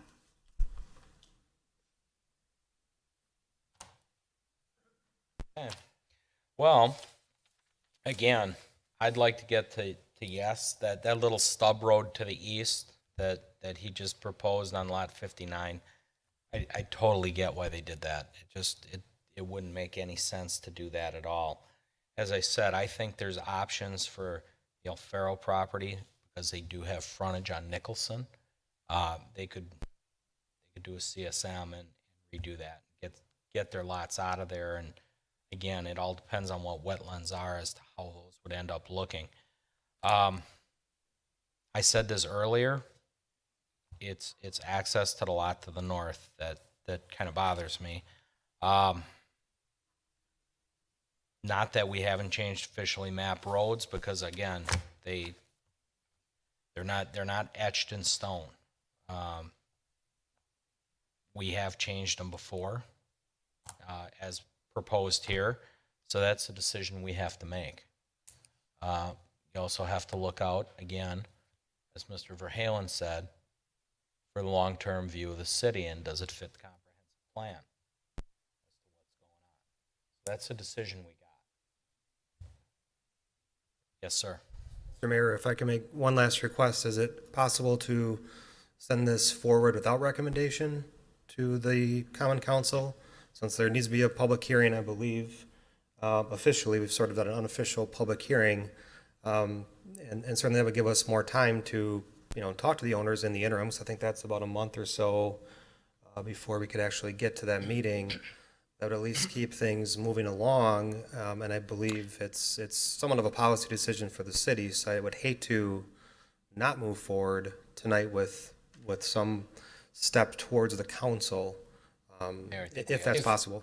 Didn't that come up earlier, though, whether is there a no recommendation? Was his question versus a no vote versus no recommendation at all? You can take it to the council with a no, without the recommendation. You can. But council's elected officials Correct. making that decision, which is probably where this needs to end up, in my opinion, if we can't resolve the issues with the landowners. I guess just to clear up the timeline, and this is a Carrie question, if we held it for 2 weeks and we brought it back in 2 weeks to planning, could they go to council with it in 2 weeks, which would be the month timeline they just said? Well, no, they couldn't go in 2 weeks if the Plan Commission holds the item. It would push the hearing to November as opposed to October 17th. I think that takes a developer out of his time frame, which is a problem, which is why I think the suggestion of it going to council to keep the timeline moving, it's obvious with either no vote or we've made our opinion clear, and then they can go forward. And it gives them time to talk with the landowners. Or could the mayor just move it forward? Go Point ahead, I'm sorry, go ahead. First of all, just point of interest, there is a motion on the floor for a hold, but there was no second. Well, the mayor can make the unilateral decision to hold the item. But a motion in order to vote on the item as a yes or a no, that is what would need to happen in order to proceed to council. But currently, right now, there was a motion for a hold. Again, it's up to the mayor whether or not you want to hold the item. You don't necessarily need a motion to hold. The mayor would make the decision to hold the item. Doesn't he have to withdraw his motion? No, I think you can just make the statement that I can withdraw. No, I was going to ask about it. But it just so it's clear, Mayor, the developer had stated that a hold delaying it more than 4 weeks to get to council could take this off the. I agree. Me personally, I think we move. In the end, the council is going to make the ultimate decision, regardless of our recommendation. But it does give them time to get with the property owners and maybe come up with a workable solution or an economic equivalent to iron it out. I mean, I think if there was an opposition from the two owners, it would be fly through council easily. So I agree. it I gives them agree. some We time. would have been done long ago, but obviously we're not there. So.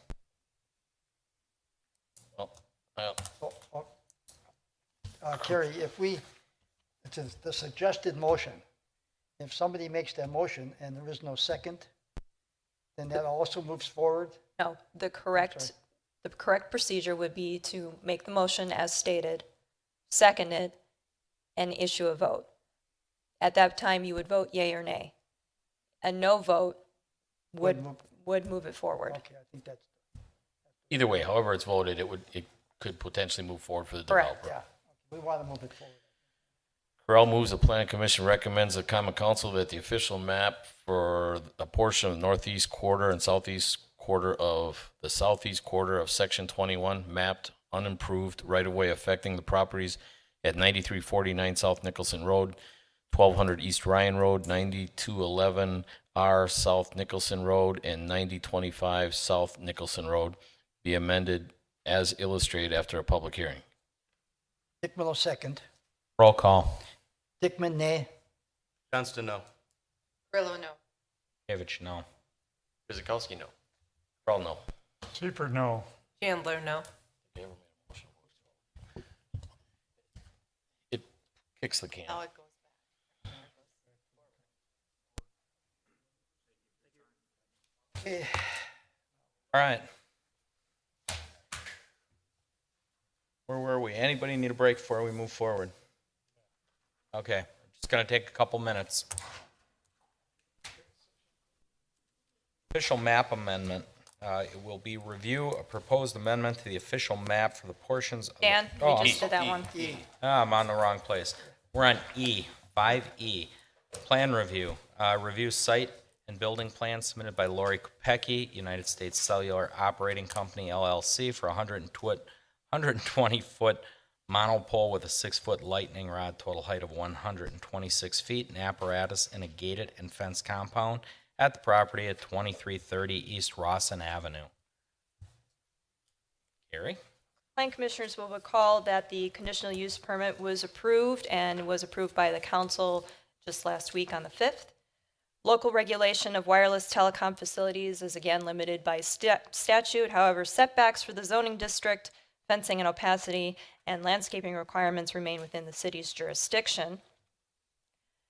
On the screen before you is what the proposed layout is. No changes from what was previously submitted as part of the conditional use permit. This is in the B2 zoning district. The minimum The minimum front setback requirement is 25 feet from all rights-of-way. This is a corner lot. The minimum side requirement is a 20-foot setback and rear is 25. These are the same setbacks that were required as part of the conditional use permit. Now, with this being a corner lot, there are a couple of things to keep in mind. There's a front setback and a right-of-way setback, which are the same. And then there's a rear and a side that has been established because this is an already developed lot. The building itself is oriented toward Rawson Avenue, therefore the front setback is off of Rawson Avenue, and the side setback is off of the west property line, and then the rear setback is off the north property line. Therefore, as proposed, the pole and the equipment don't actually meet the rear setback requirement. They need to be moved to meet that 25-foot to the rear setback. Additionally, per code, security fences are allowed up to 10 feet in height with the required opacity as determined by the Plan Commission. What has been proposed since the last meeting is this vinyl fence, which would be 9 feet, 11 inches tall and gray in area around the pole and equipment area. From the submitted images here, it looks to be like it would be 100% opaque. And if this is acceptable to the Plan Commission, this is what would be used. No landscaping plans were submitted, even though the Plan Commission did direct the applicant to incorporate landscaping wherever possible to kind of soften that fence line. It's up to the Plan Commission whether or not landscaping plans are going to be required. There is no recommendation or motion suggested. The suggestion is to hold the item until the plans can be amended to meet minimum setback requirements for the district. Plan Commission cannot approve the plans that don't meet setback requirements. Mr. Mayor. Thank you, Carrie. I think she explained that very well. And again, the fence is what we control and this one setback. So I don't see a lot of debate on this one, but I'll open it up to the council for questions or comments. I have a question for the applicant. Dick Rogers, 100 West Henry Clay Street, Whitefish Bay, Wisconsin. Can you provide us a little more information about the setbacks, any changes you're going to Oh, incorporate? we have, yes, we've agreed, we told Carrie we would revise the plans to meet the 25-foot setback, the rear setback, but we ask what other conditions may, in other words, we don't want to do a dozen more plans. We'd like to know what the final conditions are, do one final site plan, turn it into planning for approval, and move forward. Okay. So basically, they're gonna move the pole 5 feet to meet that condition. The fence is in question. We had the applicants in here for a long time at council, about a week ago, and they've been through planning here. The one thing the residents didn't want to see was the barbed wire. Is that correctly? So Carrie's been removed. recommendation was to extend the height of the fence. It's a handsome looking fence. Is that 8 or is that 10, Carrie? That's just under 10. Just under 10, which I think was your recommendation. Correct. Right. So I like it that it's completely opaque. So questions? I kind of gave my 2 cents. Another question Yes. in regards to landscaping. So can you provide us a little more information about the landscaping? I know that was one of our requests. We have not provided any landscaping because we weren't sure if it would be required or not. If you look at the lot itself, there's really not a lot of room to landscape. Now, we will willingly do so if the Plan Commission requires it. It's a pretty rough area there to get anything to grow, to be honest with you, except maybe to the west. So Carrie, what is the requirement for landscaping? The requirement is as established by the Plan Commission. It's usually a combination of landscaping and fencing to screen. If the Plan Commission is okay with providing landscaping on the west side but not the north or the east, that's up to the Plan Commission. I'm happy with the fence that they came up with. I don't know what you're gonna grow there or who's gonna maintain it, and if it'll look worse if something's there, that would be my concern. A couple of arborvitaes facing the neighbors maybe? I don't know. Brian? If you could pull up the aerial photo, it might help a little bit. Currently, the driveway is all gravel, or excuse me, it's all asphalt on the east side. So really tough to get landscaping in there, and it's gravel on the west side, and the fence goes clear to the north property line. So I don't know what they could get for landscaping in that area. I do like the fence. I think if we can get the setbacks met, I think we can get there.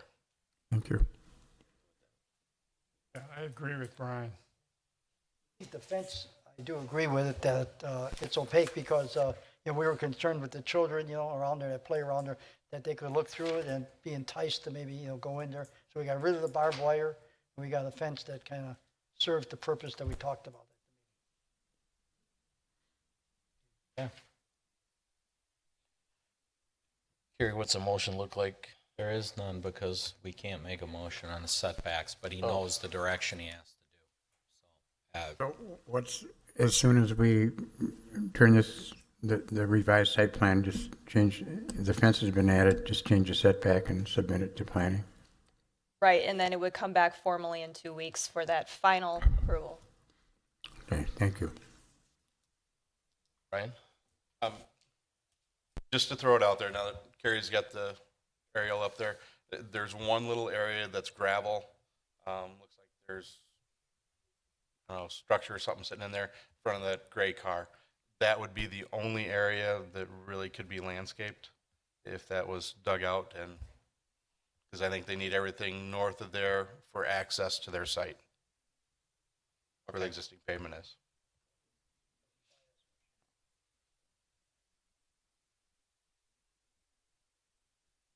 attractive site to begin with. Okay. Well, we need some direction on that landscaping. Are you going to require it or not? Mission? No. I don't think so. No? I didn't even bring it up, so. Okay. Could we So- just hold it, Carrie? So then Till they bring it? the recommendation would be to hold the item until the plans are revised to meet setbacks. And the mayor can do Mayor that. can do that. Right. Do that. Where are we? E? If she'll make a motion, Mr. Mayor, you can just hold the item. hold the item. Just And thank we'll, you. we'll hold it to a date certain, so we'll hold it to the 9/26 meeting so that there's no question as to when that will be reviewed again. Thank you. It will be held till 9/26.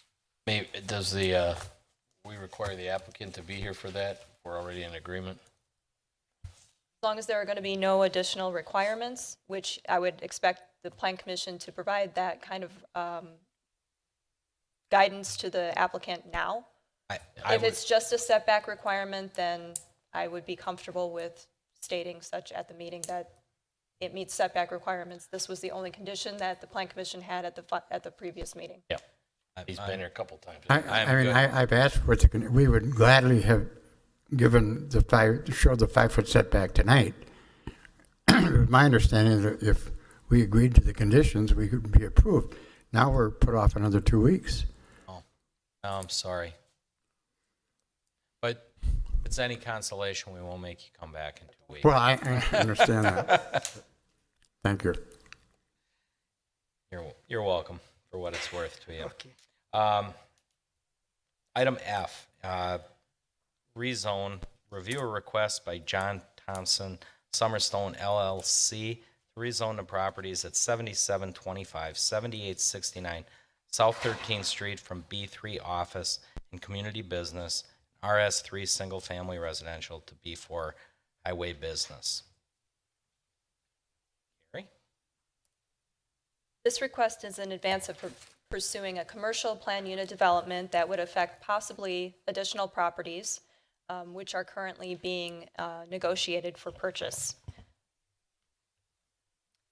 The two properties in question are highlighted in red on the screen right now. The first one is the smaller parcel that we're going to talk about, which is 7725. That property is currently residential property. It has been sold, so it is under receivership. And then the larger parcel is also part of this rezone request. That parcel is 7869. It was rezoned to B3 in 2006. This was the subject of comprehensive plan amendment that the Plan Commission reviewed. I believe it was back in August, possibly before that. That was also approved. It was part of the 2006 rezone, but never completed, if you'll recall that conversation. The existing parcels in the surrounding area are zoned for residential, commercial, institutional, and manufacturing and park uses are also within 1,000 feet of these proposed rezoned properties. For those who don't know, the purpose statement of the B4 zoning district is intended to provide for the orderly and attractive grouping at appropriate locations along federal, state, and county highway routes of those businesses and customer services which are logically related to and dependent upon highway traffic, or which are specifically designed to serve the need of such traffic. Both parcels are located along the federal I-94 or county 13th Street highway routes, and the plan for the commercial PUD, which is in conceptual format at this time, appears to be consistent with the purpose statement for the B4 zoning district. If the Plan Commission feels comfortable with the proposed rezone, a suggested motion is that the Plan Commission recommends to the Common Council that the properties at 7725 and 7869 South 13th Street be rezoned from RS3 Single Family Residential and B3 Office and Professional Business to B4 Highway Business after a public hearing. Mr. Mayor. Thank you, Carrie. Before I open it up to the commissioners for questions and comments, Carrie, we had the letter that you were supposed to read in. I was gonna read it, Wally. Oh, you're gonna read it? Okay, I Yeah, thought. patience. Go ahead. Patience. Again, I'm gonna read the first one into the record, and then we have two people that wish to speak on the subject. So this is from Mr. Ken Wall on the rezoning of 7725 and 7869. He sent this September 11th. He wrote, "Good morning. I will be unavailable for the meeting that is happening this evening. I live at 7811 South 13th Street and have been here for 21 years. Loved living here, but I can see the writing on the wall. It is now time for progress to come through and take what I have built for the great good. I vote for changing the rezoning of my lot and all the lots on the west side of 13th to be changed to B4 Highway Business. I would like this read and put into the meeting minutes at the Plan Commission's public meeting September 12th, 6 p.m. Thank you, Ken Wall." And then our first speaker is Linda Oschlager, sorry.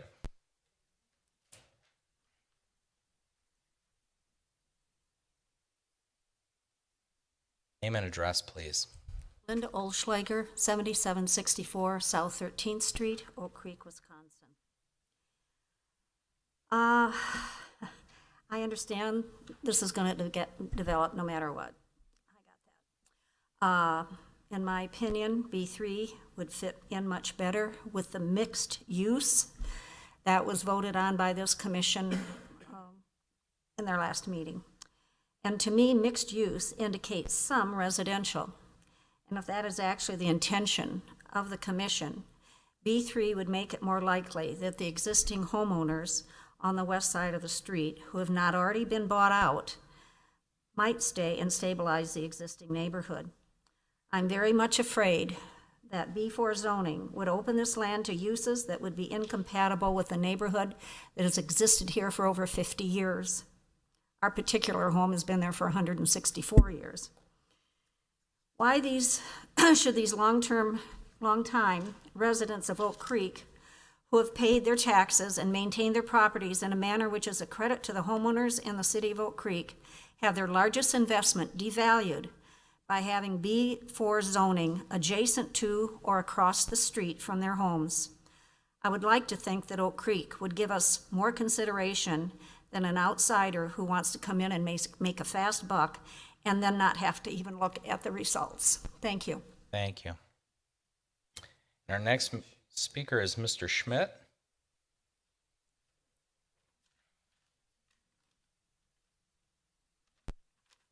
Name and address, please. Mr. Schmidt, 7842 South 13th Street. I'm I've been coming to these meetings probably for 30-some years.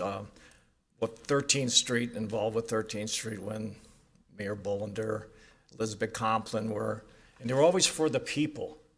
And right now, because of everything changes. They used to you used to talk to people. Now you tweet, you email, you text, you do all this kind of stuff. You don't really get to talk to people. I don't see anybody coming over and any of the stuff going on, talking just the residents themselves who pay all the taxes and everything. Like B4 is really ridiculous in that area. It's common knowledge, and I'm, Mayor, that you've been approached probably on Oak Creek is moving too fast on all this stuff, you know. I mean, if suburbs around us are saying, hey, if you can't get in your community, go to Oak Creek, they'll take anything. And if you look in Oak Creek, the building and everything that's going on is unbelievable. I hope we're not going in debt with all this stuff. Maybe we should make it a TIF district and all this stuff, you know, that's what's going on. And I think also, if you have deep pockets like Northwest Mutual or Kia, you can get anything you want in Oak Creek. So when I'm thinking of that, and you might not agree with me, but that's my opinion. And you see what's going on. That area is ripe for development, right? But is B4? Another thing though too, if they want to get a rezone for B4 business, shouldn't we kind of know what's going in there? I mean, all of a sudden it's B4 and you got a strip joint or all other kind of things that are going in that area? Maybe not. Not a strip joint. But it's highway. There's got to be a long list of stuff that's in highway, you know, rezoning. As Carrie had the definition, I mean, B4 fits along a highway, and there is a highway on the west side of that property. Oh, yes, yeah, an expressway. Have you been approached at all about that we're going maybe too fast? There's a lot of hodgepodge going on in Oak Creek? No, actually, no, not really. Okay, well, that's not what I heard. Actually, a lot a lot of people are very have talked happy to you with the about that. progress, but Well, you got Scafidi. He jumped ship, and now we've got to go do. And that's my comment too. But we are moving way too fast. We're moving way too fast with everything that's going in over here. We have to slow down a little bit and take people, into yes. consideration the people that are living here. And I do think we are through our comprehensive plan. I think our city planners, our managers are doing a fine job. We're taking advantage of the opportunities that are there. Oh yeah, sure. I mean, you have to do this probably to keep up on time. Do we have to be number one? I don't know. Do we have to be number one? I don't know if we are number one. It's not a goal to be number one. What it is to provide a future tax base for those that are going to live and play in this city and work here for generations to come. So again, we're looking long-term at many things. So B4 is better than B3? I mean, you'd rather have B4? I mean, I don't know. You have to make a vote on that, you know. In our plan, that's the direction we are going. And there's another thing too. I've been here all night talking about these things about floodplains and all this stuff. Right in that property, there's a large woods, and I remember Bollinger when he was mayor. You have to consider trees and stuff, you know, and then go down Drexel Avenue where there was a barn which are tearing down right now, and a windmill and all that stuff, and it was a large piece of property. Keep Oak Creek's heritage, but it's not going to happen. But what I'm trying to say is that we don't have places for rain and everything to seep into the ground anymore. Foxconn, that's going down to Racine. They are getting away with so much crap. I don't want to get on that. Yeah, okay, fine. yeah. Let's Please stay on topic. But okay, I get. I know. But get up on again, this we thing. are adding green space. We are doing proper water management. Drexel Town Square is a good example of it. We've been, recognized by the DNR and MMSD for the efforts we've done for our water conservation and our management of water. So we do take best stormwater practices into account. So take a look on that property on Drexel and 13th Street on the corner, very large woods. Tell me that won't be taken down. It has been discussed to preserve it to the greatest extent. So those talks, believe it or not, our staff actually takes those things into account, and it has been discussed. Now, what initially comes in Hard to say what's proposed there. Again, That's the thing. but we do have control over if we can ask them to preserve that to the greatest extent. And you're right, those are some choice woods. So hopefully it will fit the development when the time comes. And my last word is that what everybody separately think, all by themselves, not to say I, just each individual, just really sit back and think about it before you make a vote on anything, you know, not saying that I come to this, everybody's I. No. You know, it's like, we don't have that, some opinions. We don't have opinions anymore. I think we demonstrated that on the last item. I think this commission did a very good job taking into account both sides of the equation. And it was tough. It's very hard. Because every it's very decision we tough. make affects people positively and some people negatively, unfortunately. But going back north of Mitchell and Kia, it was always I. Yep. Thank you. I Dawn? kind of like to make a comment. I kind of take offense of that comment about that we're just saying I. We all do our homework. We research before we get here, and we talk to our community, and we make informed decisions. And I'm not choosing to say I based on anyone else's. Okay, but what I'm saying is I don't really see we've lost the person on the Common Council, and that was, I read the paper all the time, and I talked to him that he was the only one that always said no when everybody else said I. And you know who I'm talking about. I personally don't, but that's a different subject. Chelsea? Question for the applicant.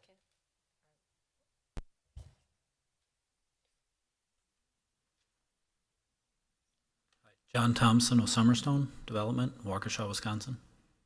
Can you provide a little information on why the change from RS3, B3 to B4?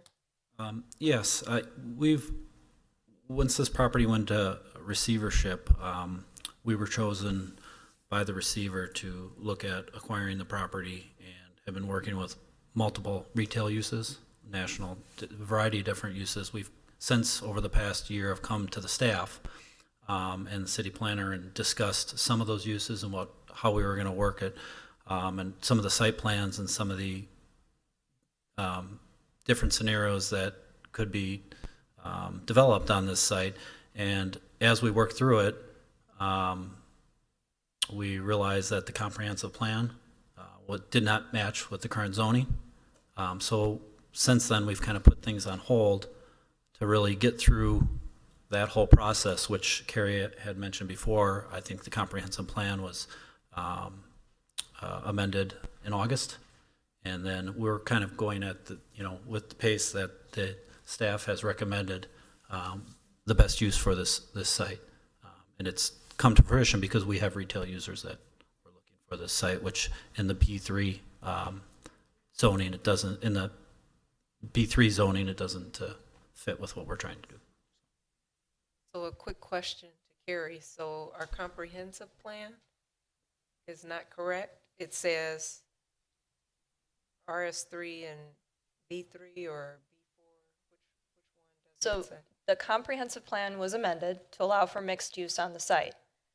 The existing zoning for the larger site is B3, and for the smaller site is RS3. The request is for both of those properties to be rezoned to B4. Now, with a PUD overlay, if they choose to go that route, that doesn't mean that residential would be prohibited necessarily with the PUD. Thank you.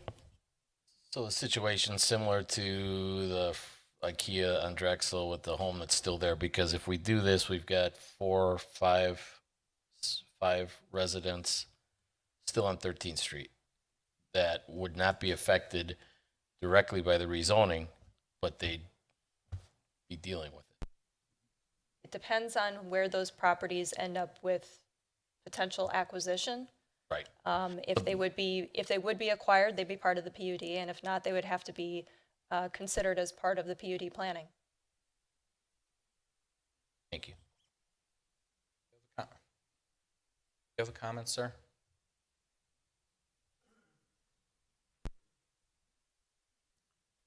Dennis Cieslak, 7781 South 13th Street.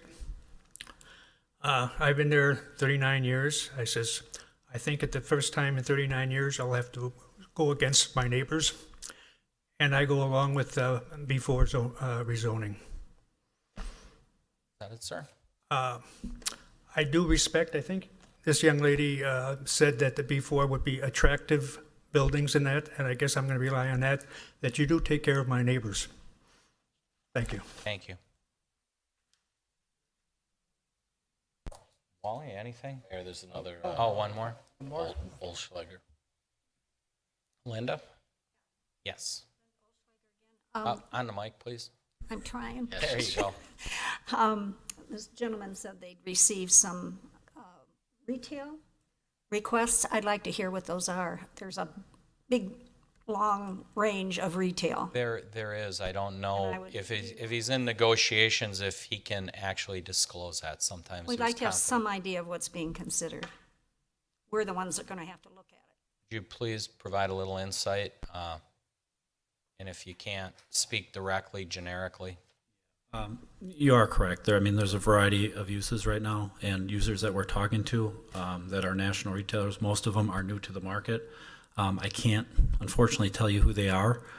My understanding is once we finalize those details and finalize our plans, it becomes your guys' decision whether you want those or not as we go forward.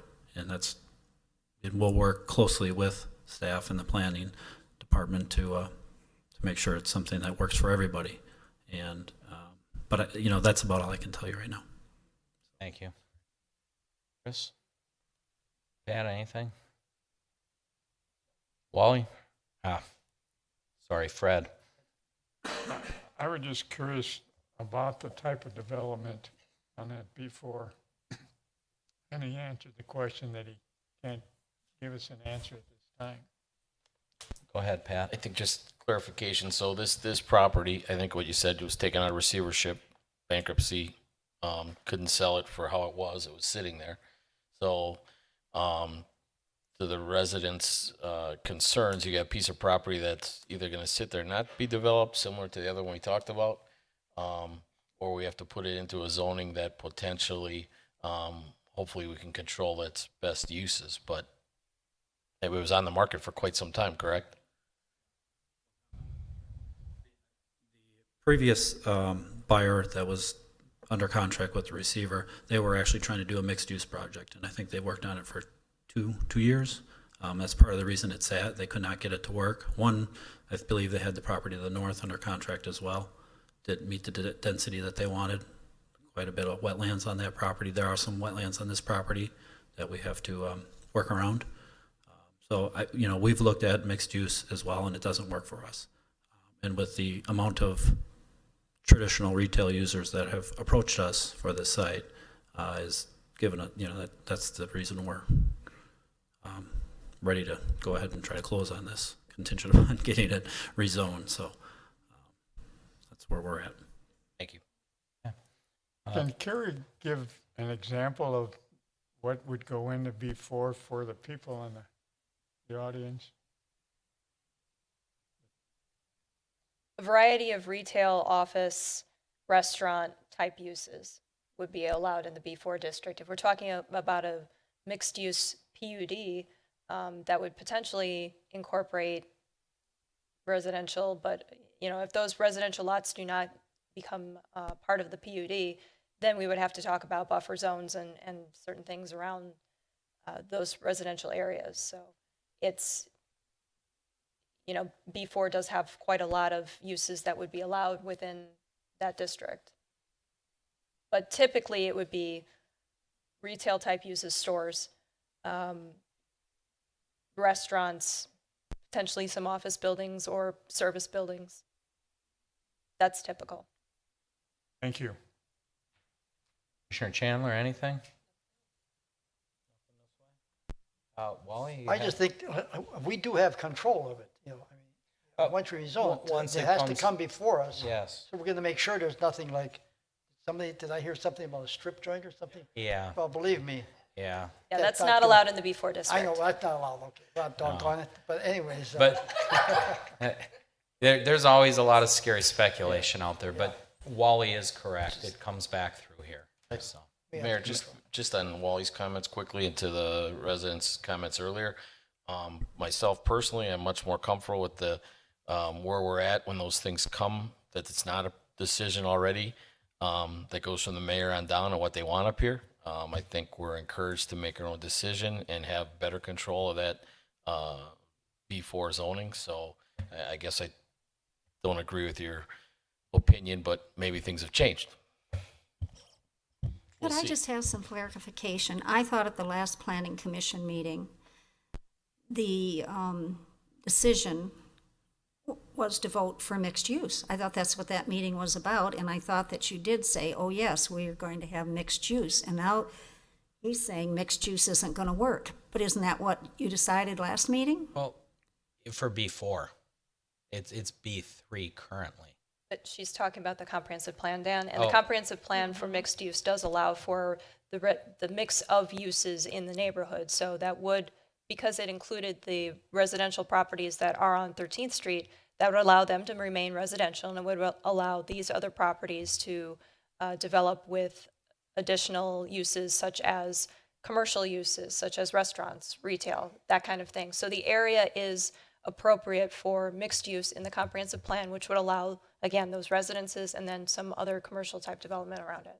Thank you for that definition. And what is the difference between B3 and B4? I thought B3 was things like medical offices or an office park or something like that, which I've seen, you know, in areas out in Brookfield. They have them right along the highway and adjacent to residential. I think something like that would be much more appealing to those of us, again, who are going to have to live with it.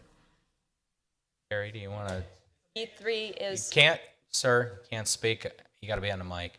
B3 is office and professional business, Thank you. and it's been zoned that way since 2006. Thank you. That's a zoning that no one's been able to develop, probably at the cost of the land or what it's going to take to do that. B4 is what is going to get more interest. I mean, since 2006, More it's been marketable. B3 is more marketable. Given the environment. Seeing nothing else? Any other comments, questions? Motion?